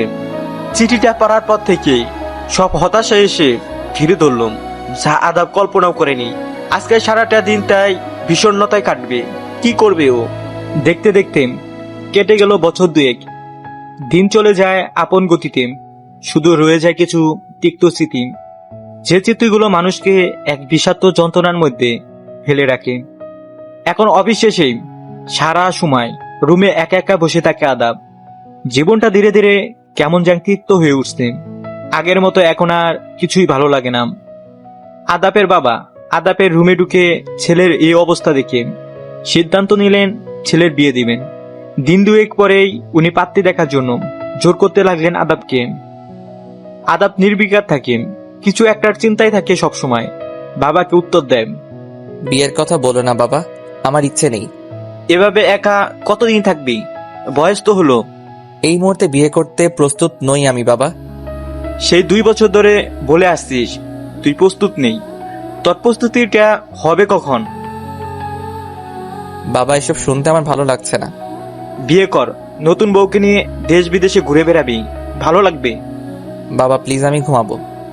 ছেলের রুম থেকে হতাশ মুখে বেরিয়ে গেল আদাবের বাবা। আদাব রুম অন্ধকার করে বসে রইল। সন্ধ্যের পর একটু গিটার নিয়ে বসেন। হয়তো গিটারে সুরেই কেউ একজনকে খুঁজে চলেন। একাকিত্বরা চারিদিক থেকে এসে চেপে ধরে আদাবকে। জীবনটা তিক্ত হয়ে উঠছে দিন দিন। অফিস বাড়ি এসবে বিরক্তি এসে গেছে, আর ভালো লাগে না। সবকিছু ছেড়ে ছুড়ে কোথাও যেন চলে যেতে ইচ্ছে করে। কোন একটা অপরাধ বোধ জেগে ওঠে। এই অপরাধ বোধ কিসের? নিজেকে প্রশ্ন করতেই মুনের মুখ ভেসে ওঠে চোখের সামনে। একটা নিষ্পাপ এতিম মেয়ে নিজের আপন জায়গা হারাম আদাবের জন্য। কত সুন্দর হাসি খুশি ছিল মেয়েটা। ওর জীবন এক মুহূর্তের মধ্যে উলট পালট করে দিয়েছিল আদাব। ভেতরটা দগ্ধ হচ্ছে পুরনো যন্ত্রণায়। তার উত্তাপ ছড়িয়ে পড়ছে চারিদিকে। নিজের ভুলের জন্যই নিজেকে ধিক্কার জানাতে ইচ্ছে করছে। সময় ঠিক সময়েই তার প্রতিশোধ নিয়ে নেয়, যেমন এখন নিজে নিজেই পুত্র হচ্ছে। আজকাল ঘুমের করে মুনের মুখচ্ছবি ভেসে ওঠে। মেয়েটা কোথায় আছে কে জানে। কি নিষ্পাপ পবিত্র মুখ ছিল মেয়েটার, কত চঞ্চল মিষ্টি ছিল, অথচ মেয়েটা সবকিছু উলটপালট করে দিয়েছে আদাব। ভাবতে নিজেকে কেমন যেন স্বার্থপর মনে হয়। মুনের সাথে একবার দেখা করা দরকার। হয়তো ও এখন আর একা নেই, ওর জীবনে অন্য কেউ এসে গেছে। এটা ভাবতেই বুকটা মুচড়ে উঠল আদাবের। যদি এটা সত্যিও হয় তাহলে আদাব কিভাবে থাকবে ওকে ছাড়া? তবু এটাই হয়তো আদাবের শাস্তি হবে। মুনের জীবন এখানে ভালোই চলে। 1 বছর আগেই ও পড়াশোনার পাশাপাশি একটা পার্ট টাইম জব নিয়েছিল।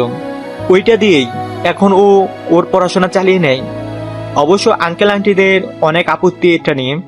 ওনারা বলেছেন মিমের মতো করেই মুনের সব দেখবে।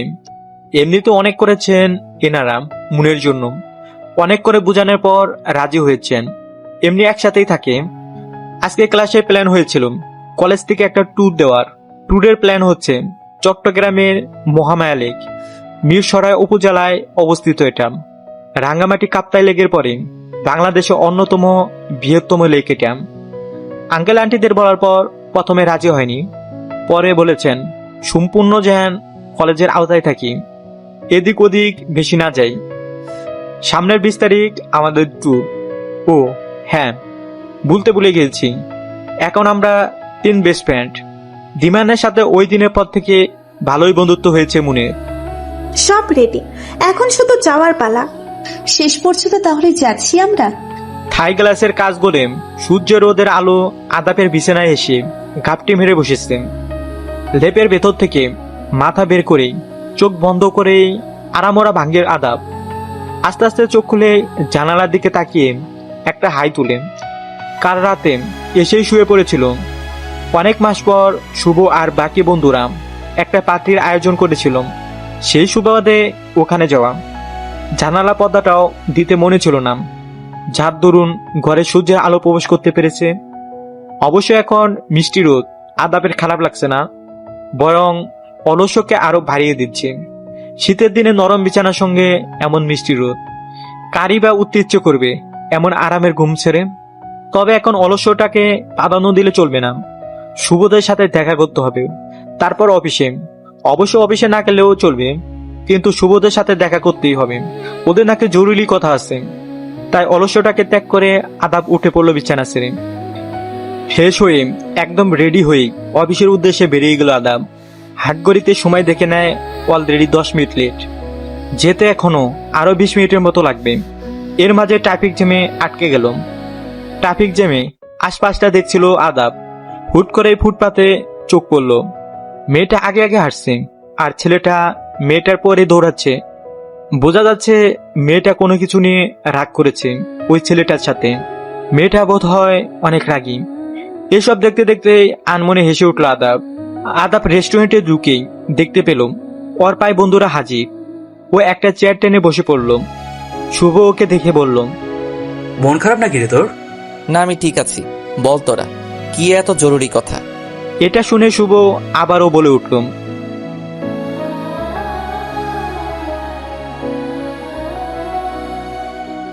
আদাব চেয়ার বেঁকিয়ে বসেছিল। এই কথা শুনে সুদা হয়ে বসলো। ওর নিজেরও ইচ্ছে হলো ওদের সঙ্গ দেওয়ার। অন্তত মাইন্ডটা ফ্রেশ হবে আর মনের ভূতও মাথা থেকে নামবে কিছু সময়ের জন্য হলেও। আদাব ওদের সম্মতি দিয়ে বলল, তোর মাইন্ডও ফ্রেশ হবে, তা ঠিক বলেছিস। বল, ট্যুরের প্ল্যান কোন জায়গায়? অনেক জায়গায় তো ঘুরলাম, এবার না হয় চট্টগ্রামের কোথাও ট্যুর দিই। হ্যাঁ, তা ঠিক বলেছিস। তাহলে এবার চট্টগ্রামে হয়ে যাক ট্যুর। তা চট্টগ্রামের কোন পিকনিক স্পটে ঘোরার প্ল্যান করেছিস? চট্টগ্রামে মহামায়া লেকেই যাই এবার। সবাই সম্মতি জানালো। তাহলে 19 তারিখ রাতেই গাড়িতে উঠছি। 20 তারিখ ওখানে মহামায়া লেকে পারফেক্ট টাইমে পৌঁছে যাব। সবাই সম্মতি জানিয়ে আড্ডা শুরু করে দিল। মূলত এই ট্যুরটা আদাবের জন্য করেছিল শুভম, যাতে করে আদাবের মন মানসিকতা একটু ফ্রেশ হয়। 19 তারিখ যথাসময় আদাব, শুভ আর বাকিরা সবাই স্টেশনে পৌঁছালো। সকালেই পৌঁছে গেল ওরা সবাই চট্টগ্রামে। সবাই গাড়ি থেকে নেমেই একটা রেস্টুরেন্ট থেকে নাস্তা সেরে হোটেলে গেল একটু ফ্রেশ হওয়ার জন্য। মূলত হোটেল অনলাইনে আগে থেকেই বুক করে রেখেছিল শুভ। সবাই এক এক করে হোটেলে শোরুমে গিয়ে ফ্রেশ হয়ে নিল। তারপরেই এক এক করে সঠিক টাইমে বের হয়ে এলো মহামায়া লেকের উদ্দেশ্যে। অন্যদিকে মুন আর মিম দুজনেই অনেক এক্সাইটেড, কারণ অবশেষে অনেকদিন পর তাদের স্বাদের দিনটা আসলো। মিম তো সেই খুশি। বাসা থেকে বের হওয়ার সময় আঙ্কেল আর আন্টি বারবার করে বলে দিয়েছে যাতে করে আমরা যেন আজে বাজে কোনো জিনিস না খাই, আর ওই এরিয়া থেকে যেন বের না হই। কলেজের আওতায় থাকি সবসময়। আর আমরাও হ্যাঁ বোধক মাথা নেড়ে সব বুঝে নিলাম আর বেরিয়ে গেলাম, কারণ কলেজে বলে দিয়েছিল যাতে দেরি না করি। অবশেষে মহামায়া লেকের উদ্দেশ্যে কলেজ গাড়ি ছেড়ে দিল। আহা, কি এক অনুভূতি! আর অন্যদিকে আদাবরাও প্রায় কাছাকাছি চলে এলো মহামায়া লেকে। মহামায়া লেক একটি প্রাকৃতিক লেক। বিশাল এলাকা জুড়ে পাহাড়ি লেকের পানি দিয়ে এই এলাকা গঠিত। এখানে রয়েছে পাহাড়ি গুহা, রাবার ড্যাম এবং ঝর্ণা। মুহুরী নদী ফেনী জেলা এবং নোয়াখালী জেলা থেকে এটিকে আলাদা করেছে। এটিকে চট্টগ্রামের প্রবেশদ্বারও বলা যায়। কিছুক্ষণই হলো আদাবরা এসে পৌঁছেছে। গাড়ি থেকে নেমেই গেট থেকে ইকো পার্কের টিকিট কেটে ঢুকে পড়ল ওরা সবাই। ইকো পার্ক থেকে শুরু পাহাড়ি রাস্তা দিয়ে 10 মিনিট হাঁটতেই সেই কাঙ্ক্ষিত জায়গা মহামায়া লেকে পৌঁছালো ওরা সবাই। আমাদের গাড়ি মাত্রই এসে পৌঁছলো সেই কাঙ্ক্ষিত জায়গায়। অবশ্য গাড়ি পুরোপুরি মহামায়া লেকে যায় না, একটা পার্ক থেকেই 10 মিনিট হাঁটতেই মহামায়া লেকে পৌঁছে যায়। আমরা গাড়ি থেকে নামতেই ইকো পার্কে ঢুকলাম। ইকো পার্কে ঢুকতেই চারপাশের সবুজ নিপবনে নিজেকে আবিষ্কার করে এক স্বর্গীয় মতন অনুভূতি অনুভব করলাম। আশেপাশে মাঝারি উচ্চতার পাহাড় মাঝখান দিয়ে চলে গিয়েছে মহামায়া লেকে যাবার রাস্তাটি। আমরাও সেই রাস্তা অনুযায়ী চলতে লাগলাম। রাস্তা ধরে 10 মিনিট হাঁটতে মহামায়া লেকে পৌঁছে গেলাম। মহামায়া লেক এক অপূর্ব সুন্দর জায়গা, যেটি নিজের চোখে না দেখলে এর সৌন্দর্য কোনো দিনও বোঝা সম্ভব না। যেন কোনো শিল্পীর সুনিপুণ হাতের রং তুলিতে আঁকা কোনো ছবি। এতটাই সুন্দর চারিদিকে। হালকা সবুজাভ স্বচ্ছ পানি, পানির উপর চারিদিকে সবুজ পাহাড়ের প্রতিচ্ছবি। অসাধারণ প্রতিটি দৃশ্য, বর্ণাতীত সেই অনুভূতি। লেকের পাড়ের নির্মল বাতাস আমার শরীর ও মনকে মুহূর্তের মধ্যে সতেজ করে তুলল। মহামায়া লেকের আরেকটি মূল আকর্ষণ হলো কায়াকিং। পাহাড়ে ঘেরা লেকে কায়াকিং করার মজাটা একদম মিস করা যাবে না। কায়াকিং করার সময় লেকের ঠিক মাঝে গিয়ে চোখ বন্ধ করে দুহাত পাখির মতো মেলে কিছুক্ষণের জন্য হারিয়ে গিয়েছিলাম। মনে হচ্ছে যেন সময়টা থেমে যাবে, মস্তিষ্ক হয়ে যাবে ভার শূন্য। প্রকৃতির ভয়ানক স্নিগ্ধতা যেন গ্রাস করেছে। প্রকৃতি যে কতটা রহস্যময় সেটার কিছুটা হলেও হয়তো উপলব্ধি করতে পেরেছি। সেই সময়ই আদাবরা কায়াকিং করে নেমেছে মাত্র হঠাৎ মনে হলো ওই দূরের বোটটাতে পাখির মতো ডালা মিলে মনের মতো কে একজন বসে আছে। অবশ্য পুরোটা চেহারাই অস্পষ্ট। আদাব নিজের মাথায় বাড়ি দিল। মস্তিষ্কের সাথে সাথে চোখগুলো হয়তো গিয়েছে। মনের কথা ভাবতে ভাবতে যাকে তাকে মনের মতো মনে হচ্ছে। এসব ভাবতে ভাবতেই আদাবরা ঝর্ণার পথ ধরে হাঁটা ধরল। কায়াকিং শেষ করে এখানে একটা ঝর্ণা আছে, ওই ঝর্ণা অনুসারে হাঁটতে লাগলাম আমি, মিম আর দিবান, আর পিছনে আরো কিছু একই ক্লাসের শিক্ষার্থীও আছে। আমরা হাঁটতে হাঁটতে ঝর্ণার ধারে চলে আসলাম। পাশেই একটা ছোটখাটো কুপড়ি টাইপ দোকান আছে। মুন, মিম আর দিমানরা বাদাম চিলতে চিলতে খেতে খেতেই গল্প করছিল। কথা বলার মাঝখানেই মিমের কাশি উঠে যাওয়ার কারণে মুন মিমের কাছে দিমানকে রেখেই ওই দোকান থেকে পানি আনতে গেল। পানির বোতল নিয়ে আসার সময়ই কেউ একজনের সাথে ধাক্কা খেয়ে কোনো মতে নিজেকে সামলে দুঃখিত বলেই তাড়াহুড়ো করে মিমের কাছে এসে পানি খাওয়ানোর পরই একটু সুস্থ বোধ করলো মিম। আর এদিকে আদাব যেন স্তব্ধ। এটা কি ওর ভ্রম নাকি সত্যিই মুন ছিল এটা? কিন্তু ভ্রম কিভাবে হবে? এটা স্পষ্ট মুনেরই কণ্ঠ ছিল। এত মাস ধরে যাকে খুঁজে চলেছে সেই আজ এখানে ওরই চোখের সামনে দিয়ে গেল। আদাব যেন ভাগ হারাম। কি করবে ও ভেবে পাচ্ছে না। এটা সত্যিই মুন? আদাব দুটো পিছন ফেরেই কেউ নেই ওখানে, কিন্তু ও দেখেছে, মুনকে স্পষ্ট দেখেছে। আদাব যেন একটা ঘরের মধ্যে আছে। ও আসছিল পানি বোতলের জন্য দোকানে। যে কাজের জন্য আসছিল ওইটা না নিয়েই ও আবার বন্ধু মহলে ফেরত গেল। আদাবকে এত তাড়াতাড়ি আর খালি হাতে ফিরে আসতে দেখি শুভ বলে উঠল, কিরে, এত তাড়াতাড়ি ফিরে এলি যে? আর পানির বোতলে বা কই?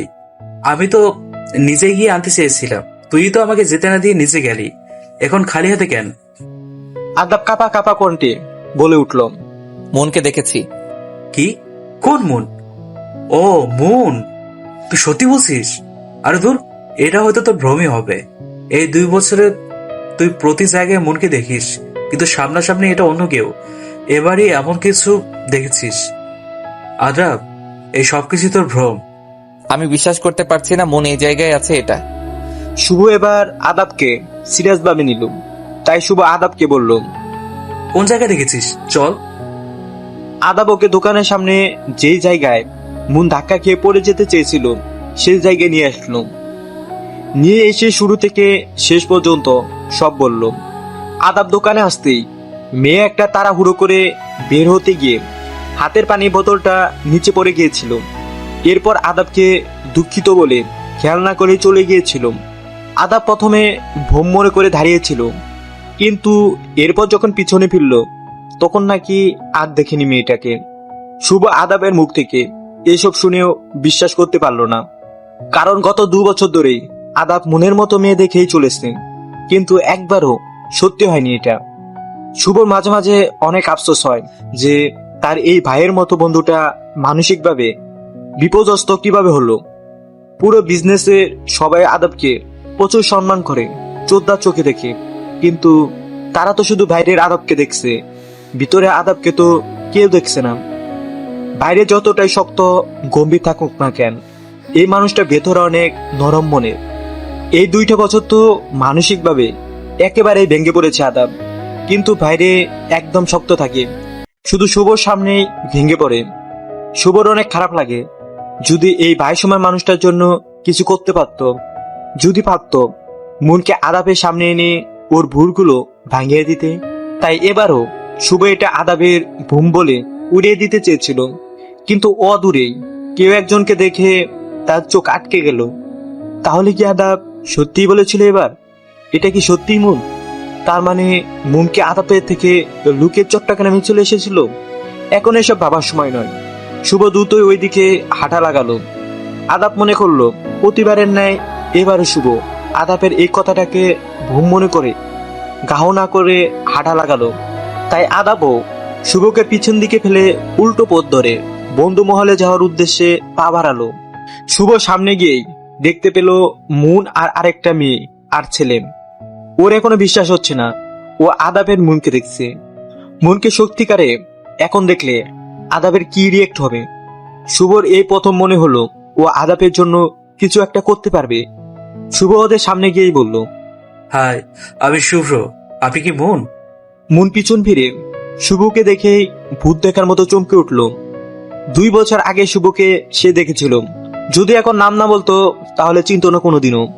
মুন কোনো মতে বলে উঠল, আপনি? হ্যাঁ আমি। চিনতে পেরেছো তাহলে? আসলে এখানে আমি তোমাকে দেখিনি, আদ্রাভি তোমাকে বোতল আনার সময় দেখেছিল। ও গিয়ে আমাকে বলেছিল, কিন্তু আমি ভ্রম বলে উড়িয়ে দিয়েছিলাম। কারণ কি জানো, এই 2 বছরে আদ্রাভ প্রতি জায়গাতেই নাকি তোমার মতো কাউকে দেখতো। ও মানসিকভাবে অনেক ভেঙে পড়েছে। মুন আদাব এখানে শুনেই স্তব্ধ। মানুষটাকে ও এখনো বলতে পারেনি। কতদিন পর এই নাম কেউ বলল।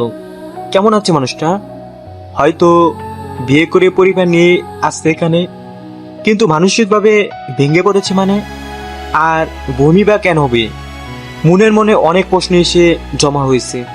এইসব প্রশ্নের উত্তর এখন সামনে থাকা ব্যক্তি শুভই দিতে পারবে। আদাবের সামনেই মুন দাঁড়িয়ে আছে। আদাব যান হতবাক। সে কিছুতেই বিশ্বাস করতে পারছে না। তার মনে হচ্ছে সামনে হাত বাড়িয়ে মুনকে ছুতে গেলেই মুন অদৃশ্য হয়ে যাবে। কারণ এই 2 বছর প্রতিটা দিনই মুন এমন করে আসতো আর আদাবের করা ভুলগুলো ধরিয়ে দিত। ওকে প্রতি মুহূর্তে মুহূর্তে অনুশোচনায় উঠতে দিত তার কল্পনায়। হাত বাড়ালেই অদৃশ্য হয়ে যেত। তখন মুনের আর কোনো অস্তিত্ব থাকতো না। তাই এবারও একইভাবে আদাব হাত বাড়াতে নিলেই আবার কি মনে করে গুটিয়ে নিল হাতটাকে। মুন সামনে থেকেই আদাবের এই বাচ্চামো স্বভাব দেখে হাসি আর চেপে রাখতে পারল না। সে উচ্চ স্বরে হেসে উঠল। মুনের হাসি শুনে আদাব ঘোর থেকে বেরিয়ে আসলো। তার মানে কি এটা আদাবের ভ্রম নয়? মুন সত্যিই ওর সামনে? আদাব যেন অবাকের চরম পর্যায়ে। সে কোনো মতে বলে উঠল, তুমি? হ্যাঁ আমি। কেন, অন্য কাউকে আশা করেছিলেন বুঝি? মুন হাসি চেপে ধরে দু হাত বুকের সাথে ঘুটিয়ে বলে উঠল। আদাব যেন কথা বলতে ভুলে গেল। এতদিন পর সে তার মন পাখিকে দেখছেন। তার মানে কি মন তাকে ক্ষমা করে দিয়েছেন? আদাবের যেন খুশিতে তর সইছে না। এই যে কই হারিয়ে যাচ্ছেন কিছুক্ষণ পর পর, নাকি কল্পনার সংসার টংসার বাচ্চা কাচ্চা নিয়ে ভেবে ফেলেছেন? আদাবের কাশি উঠে গেল এই কথা শুনে। এই 2 বছরের লাজ লজ্জা সব খেয়ে ফেলেছে এই মেয়ে। তখন তো কথাও বলতো মাথা নিচু করে, আর এখন দেখে ভয়ও পায় না। আদাব নিজেই বিড়বিড় করে বলে উঠল। এইসব দেখে মনের হাসি যেন থামতেই চাইছিলাম। ওকে কিছুক্ষণ আগেই আদাবের ব্যাপারে শুভ সব খুলে বলেছিল, আর আদাবের কালো অতীতের ব্যাপারেও বলেছিল যে কেন সে নারী জাতিকে ঘৃণা করত। মন তবু আদাবের মুখ থেকে শুনতে চায় সে আদাবের এই বিশ্বাস ভঙ্গ করবে, দেখিয়ে দিবে সব নারী এক নয়। তার সব প্রশ্নের উত্তর পেয়ে গেছে শুভর কাছ থেকে। শুভ তাকে এও বলেছে যে আদাব ওকে ভালোবাসে। এখন শুধু আদাবের বিশ্বাস অর্জনের পালা। শুভ, মিম আর বাকিরা কেউ নেই এখানে। তারা সবাই অন্যদিকে ঘুরছেন। এখানে শুধু মুন আর আদাবই আছে। তারা এখন ছোট্ট 2টা পাথরের উপর বসে আছে। পাশের ঝর্ণার পানির কলকল ধ্বনি শোনা যাচ্ছে। মুন আদাবের দিকে তাকিয়ে দেখল সে এক ধ্যানে সামনে পানির দিকে তাকিয়ে আসছে। মুনও আর বিরক্ত করলো না, সেও চুপচাপ বসে আছে অদূরেই তাকিয়ে। কোথায় হারিয়ে গিয়েছিলে এই 2 বছর? আদাব আগের ন্যায় ওই দিকে তাকিয়ে বলল। মুন আদাবের কোথায় ওর দিকে তাকালো। আপনার জন্য থাকতে পারছি ওই জায়গায়। আদাব এই কথার জবাবে আর কিছু বলতে পারল না। আবারও আগের অপরাধ বোধ জাগ্রত হওয়ায় ও লজ্জায় কুকড়ে গেল। মুন এটা বুঝতে পেরে নিজেকে নিজেই গালি দিল। কেন শুধু শুধু এসব বলতে গেল বেচারাকে। সবকিছু জেনেও আদাবকে আবারও না চাইতে কষ্ট দিয়ে ফেললো। জানো, এই 2 বছর ঢাকার পুরো আনাচে কানাচে তোমায় খুঁজেছি, কিন্তু পাইনি। আমি তো আশাই ছেড়ে দিয়েছিলাম যে তোমাকে আমি হারিয়ে ফেলেছি। প্রতিদিন তুমি আমার কল্পনায় আসতে। আজকেও তোমাকে দেখার পর আমি মনে করেছিলাম এই 2 বছরের ন্যায় আজও এটা আমার ভ্রম, যেন ছুঁয়ে দিলেই অদৃশ্য হয়ে যাবে। এই কথা জবাবে মুন আর কিছু বলল না। 2 মাস পর দিন চলে যায় নিজের মতো করে। এখন সবকিছুই ঠিকঠাক। সেই দিনের পর থেকে মুনের সাথে আদাবের সবকিছুই স্বাভাবিক। মুনও আদাবকে ক্ষমা করে দিয়েছে। আদাবের সাথে এখন মিমের ফ্যামিলিরও ভালো রিলেশন। আদাবের অফিসের আরেকটা শাখা রয়েছে চট্টগ্রামে। সে অফিসের কাজে চট্টগ্রামে আসলে মুন মিমদের বাসায় আসে। সেদিনের কথা আদাব আর ওর বাবা চট্টগ্রামে মিমের ফ্যামিলিতে মুনের ব্যাপারে বলেছে, আর এতে আঙ্কেল আন্টিও রাজি। ওনারা ভীষণ খুশি, আর মিম তো বেজায় খুশি। অবশেষে সবকিছু ঠিকঠাক মতো হয়ে গেল মুন আর আদাবের। এখন আর কোনো বাধা নেই। ভাসর গলে বসে আছে মুন। এতদিন লজ্জা না লাগলেও তার এখন ভীষণ লজ্জা লাগছে। আদাব এসেই মুনকে বলল দুজনে মিলে নফল নামাজ পড়ে নিতে। আর এদিকে মুন তো বেজায় রাগ।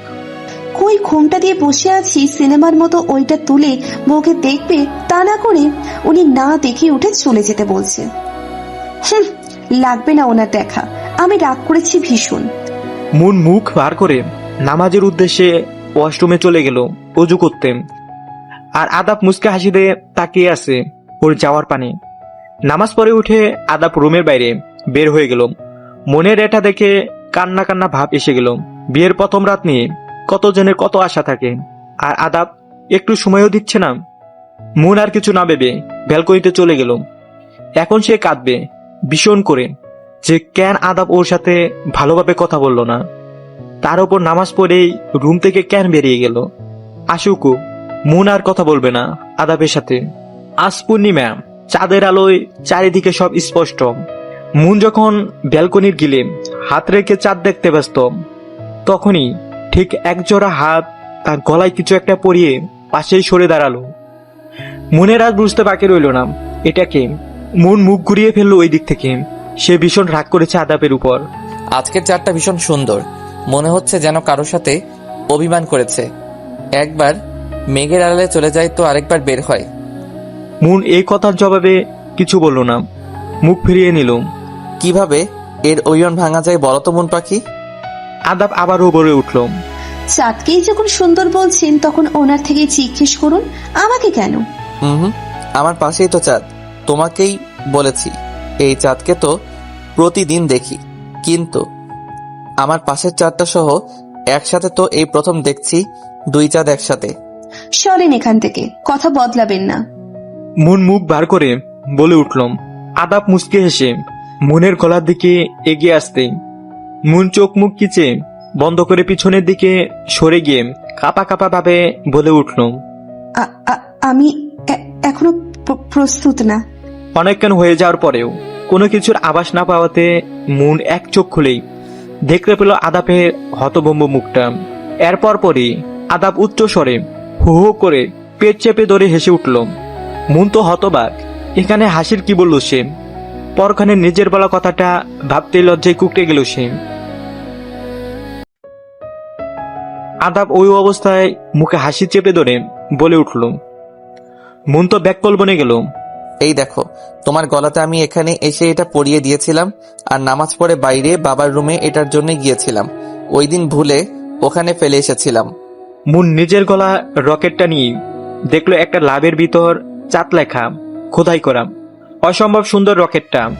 তার মানে কি আদাব মুন অর্থ চাঁদ বোঝাতে চেয়েছিল? পছন্দ হয়েছে চাঁদ? আদাব হাসি মুখেই বলে উঠল। হ্যাঁ, ভীষণ। এভাবেই হাসি খুশি ভাবে তাদের প্রথম রাতটা কেটে গেল।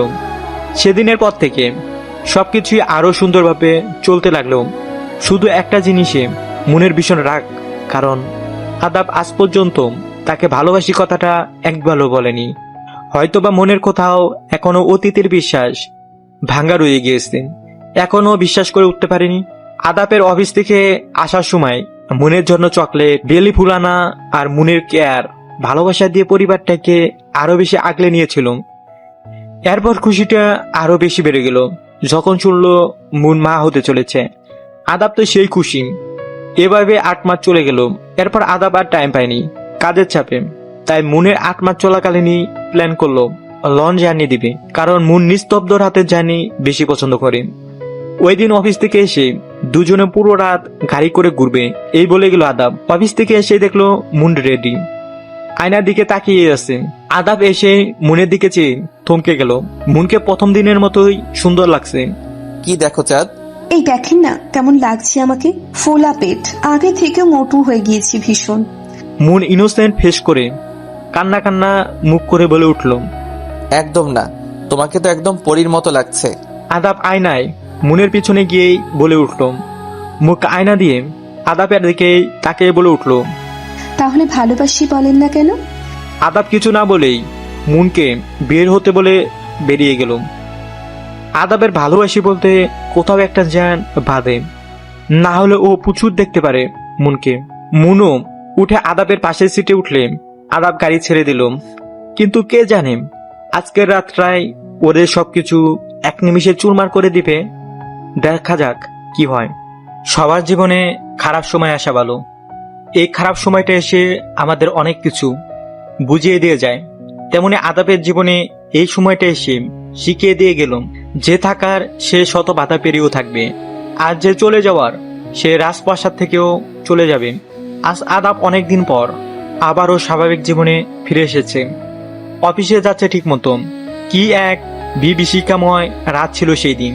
গাড়িতে ওঠার পরও মুনের সেই বেজায় রাগ রয়ে গেছে, মুখ বার করেছিল। আস্তে আস্তে ঢাকা শহরের সব দোকানই বন্ধ হয়ে যাচ্ছিল।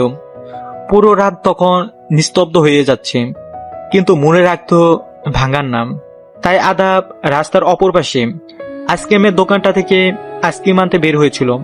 বের হয়ে আইসক্রিম নিয়ে আনার সময় বিপরীত দিক থেকে চলাকালীন একটা বড় ট্রাক এসে মেরে দিল আদাবকে। মুনের চোখের সামনে দিয়ে যান সবকিছু থমকে গেল। পুরো রাত তখন নিস্তব্ধ। পাশেই কয়েকজন দোকানদার বেরিয়ে এসে আদাবের চারপাশ ঘিরে ধরল। আদাব চোখ বন্ধ করার সময়ও মুনের দিকে তাকিয়ে হাত বাড়িয়ে দিয়েছিল। মুন যেন কথা বলার ভাষাও হারিয়ে ফেলেছে। চোখের সামনে আদাবের রক্তাক্ত নিতর দেহটা পড়ে রইল রাস্তার মাঝে।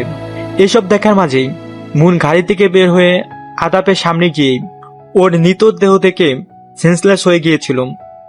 এরপর মুন আর কিছু জানতো না। যখন সেন্স ফেরে তখন নিজেকে হাসপাতালে বেডে আবিষ্কার করে। পাশে মিম বসেছিল মুনের হাত ধরে। মুন চোখ খুলতে আদাপের কথা জিজ্ঞেস করে। তখন মিম উত্তরে বলে পাশের কেবিনে আদাপের অপারেশন চলছে। মুন এক প্রকার লাফিয়ে উঠেই আদাপের কেবিনের সামনে দৌড়ে গিয়েছিল। ওখানে শুভ দাঁড়িয়েছিল। জীবনে অনেক রোগী চিকিৎসা করেছিল, কিন্তু নিজের ভাই সমান বন্ধুর অপারেশন করতে তার হাত কাঁপবে, কান্না আসবে, তাই সে অপারেশন থিয়েটারে ঢুকেনি। মিম এসে মুনকে পাশের এক চেয়ারে বসিয়েছিল। অতিরিক্ত স্ট্রেস নিলে মুনের বাচ্চার ক্ষতি হবে বলে। অপারেশন শেষে ডাক্তার বের হয়ে বলেছিল আদাপের সুস্থ হতে অনেক দিন লাগবে, কথাও বলতে আস্তে আস্তে সময় নিতে হবে। পা ভেঙে গিয়েছিল, হাঁটাচলা করতে পারবে না, আপাতত বেশ রেস্টে থাকতে হবে। মানে পুরো দিন রাতের জন্য একটা হোম লাশ লাগবে আদাপের। কিন্তু মুন মানেনি, সেই করবে আদাপের সব কাজ। সেই দিনের পর থেকে মুন তার ভারী পেট নিয়েও আদাপের সব কাজ করত। আদাপ কিছুই বলতে পারত না, শুধু চেয়ে চেয়ে দেখত। মুন অনেক কেয়ার করতো আদাপের। অবশ্য মিম কয়েকদিন থেকে ছিল মুনের সাথে। এরপর তার এক্সামের জন্যই চলে যেতে হয়েছিল চট্টগ্রামে। মুনের ডেলিভারির দিনও সে আদাপকে কাছে পায়নি। একসময় ফুটফুটে এক পরী আসলো মুনের কোল আলো করে। মিম তো এক্সামের পর আবারও চলে এসেছিল মুনের জন্য। শুভ আর মিমের দিন শুরু হতো পরীটাকে দিয়েই। এর মধ্যে শুভ আর মিমের মধ্যে অনেক ভাব হয়ে গিয়েছে। আগের মতো আর তারা এখন ঝগড়া করে না।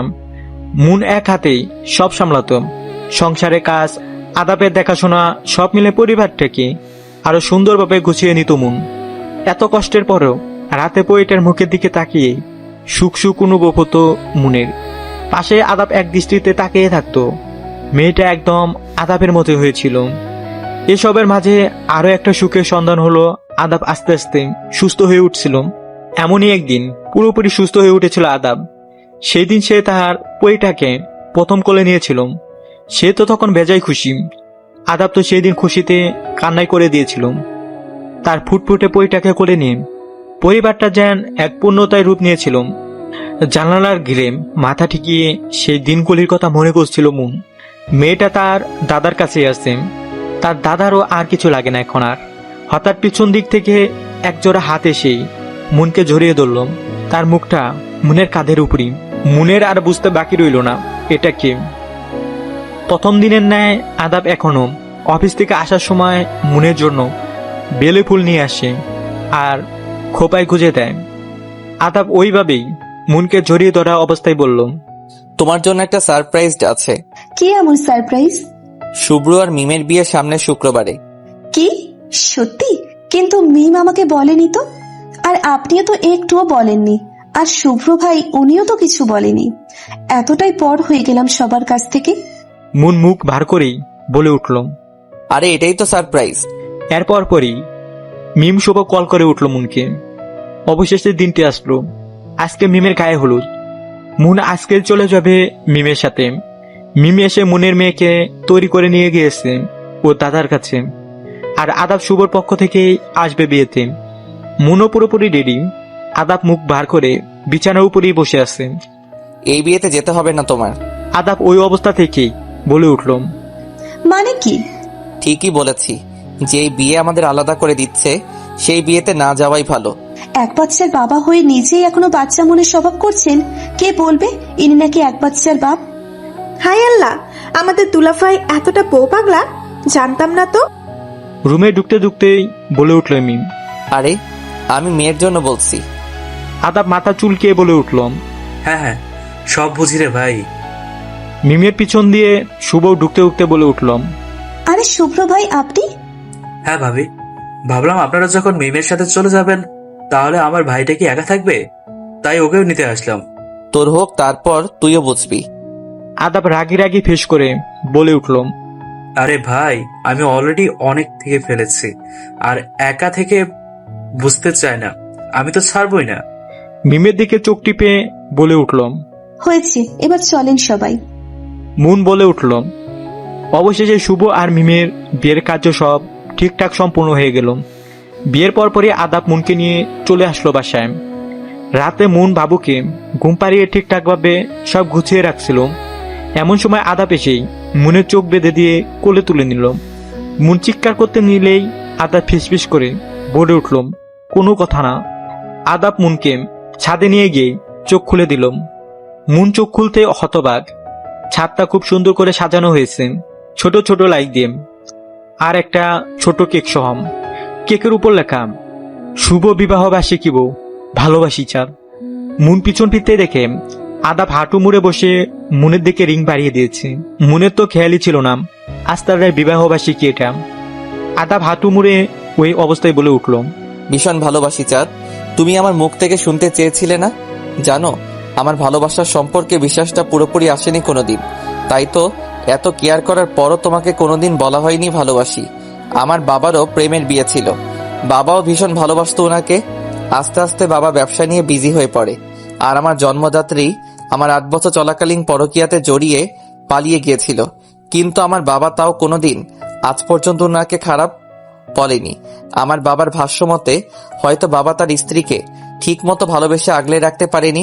কেমনে পারলো ওই মহিলাটা একটা বাচ্চা রেখে পালিয়ে যেতে? তাদেরও তো প্রেমের বিয়ে ছিল, ভালোবাসা ছিল অনেক, তবুও কিভাবে পারলো এটা করতে? সেই পর্যন্ত আমি ভালোবাসা শব্দটাকে ঘৃণা করতাম, কিন্তু তোমাকে যেই দিন আমি প্রথম দেখি সেই দিনই ভালোবেসে ফেলেছি। তুমি আসার পর আমার সেই আগের বিশ্বাসটা ভেঙে দিলে। আমার অ্যাক্সিডেন্টের পর তুমি শিখিয়ে দিলে আসলেই সবাই এক নয়। তুমিও চাইলে তখন আমাকে ছেড়ে যেতে পারতে।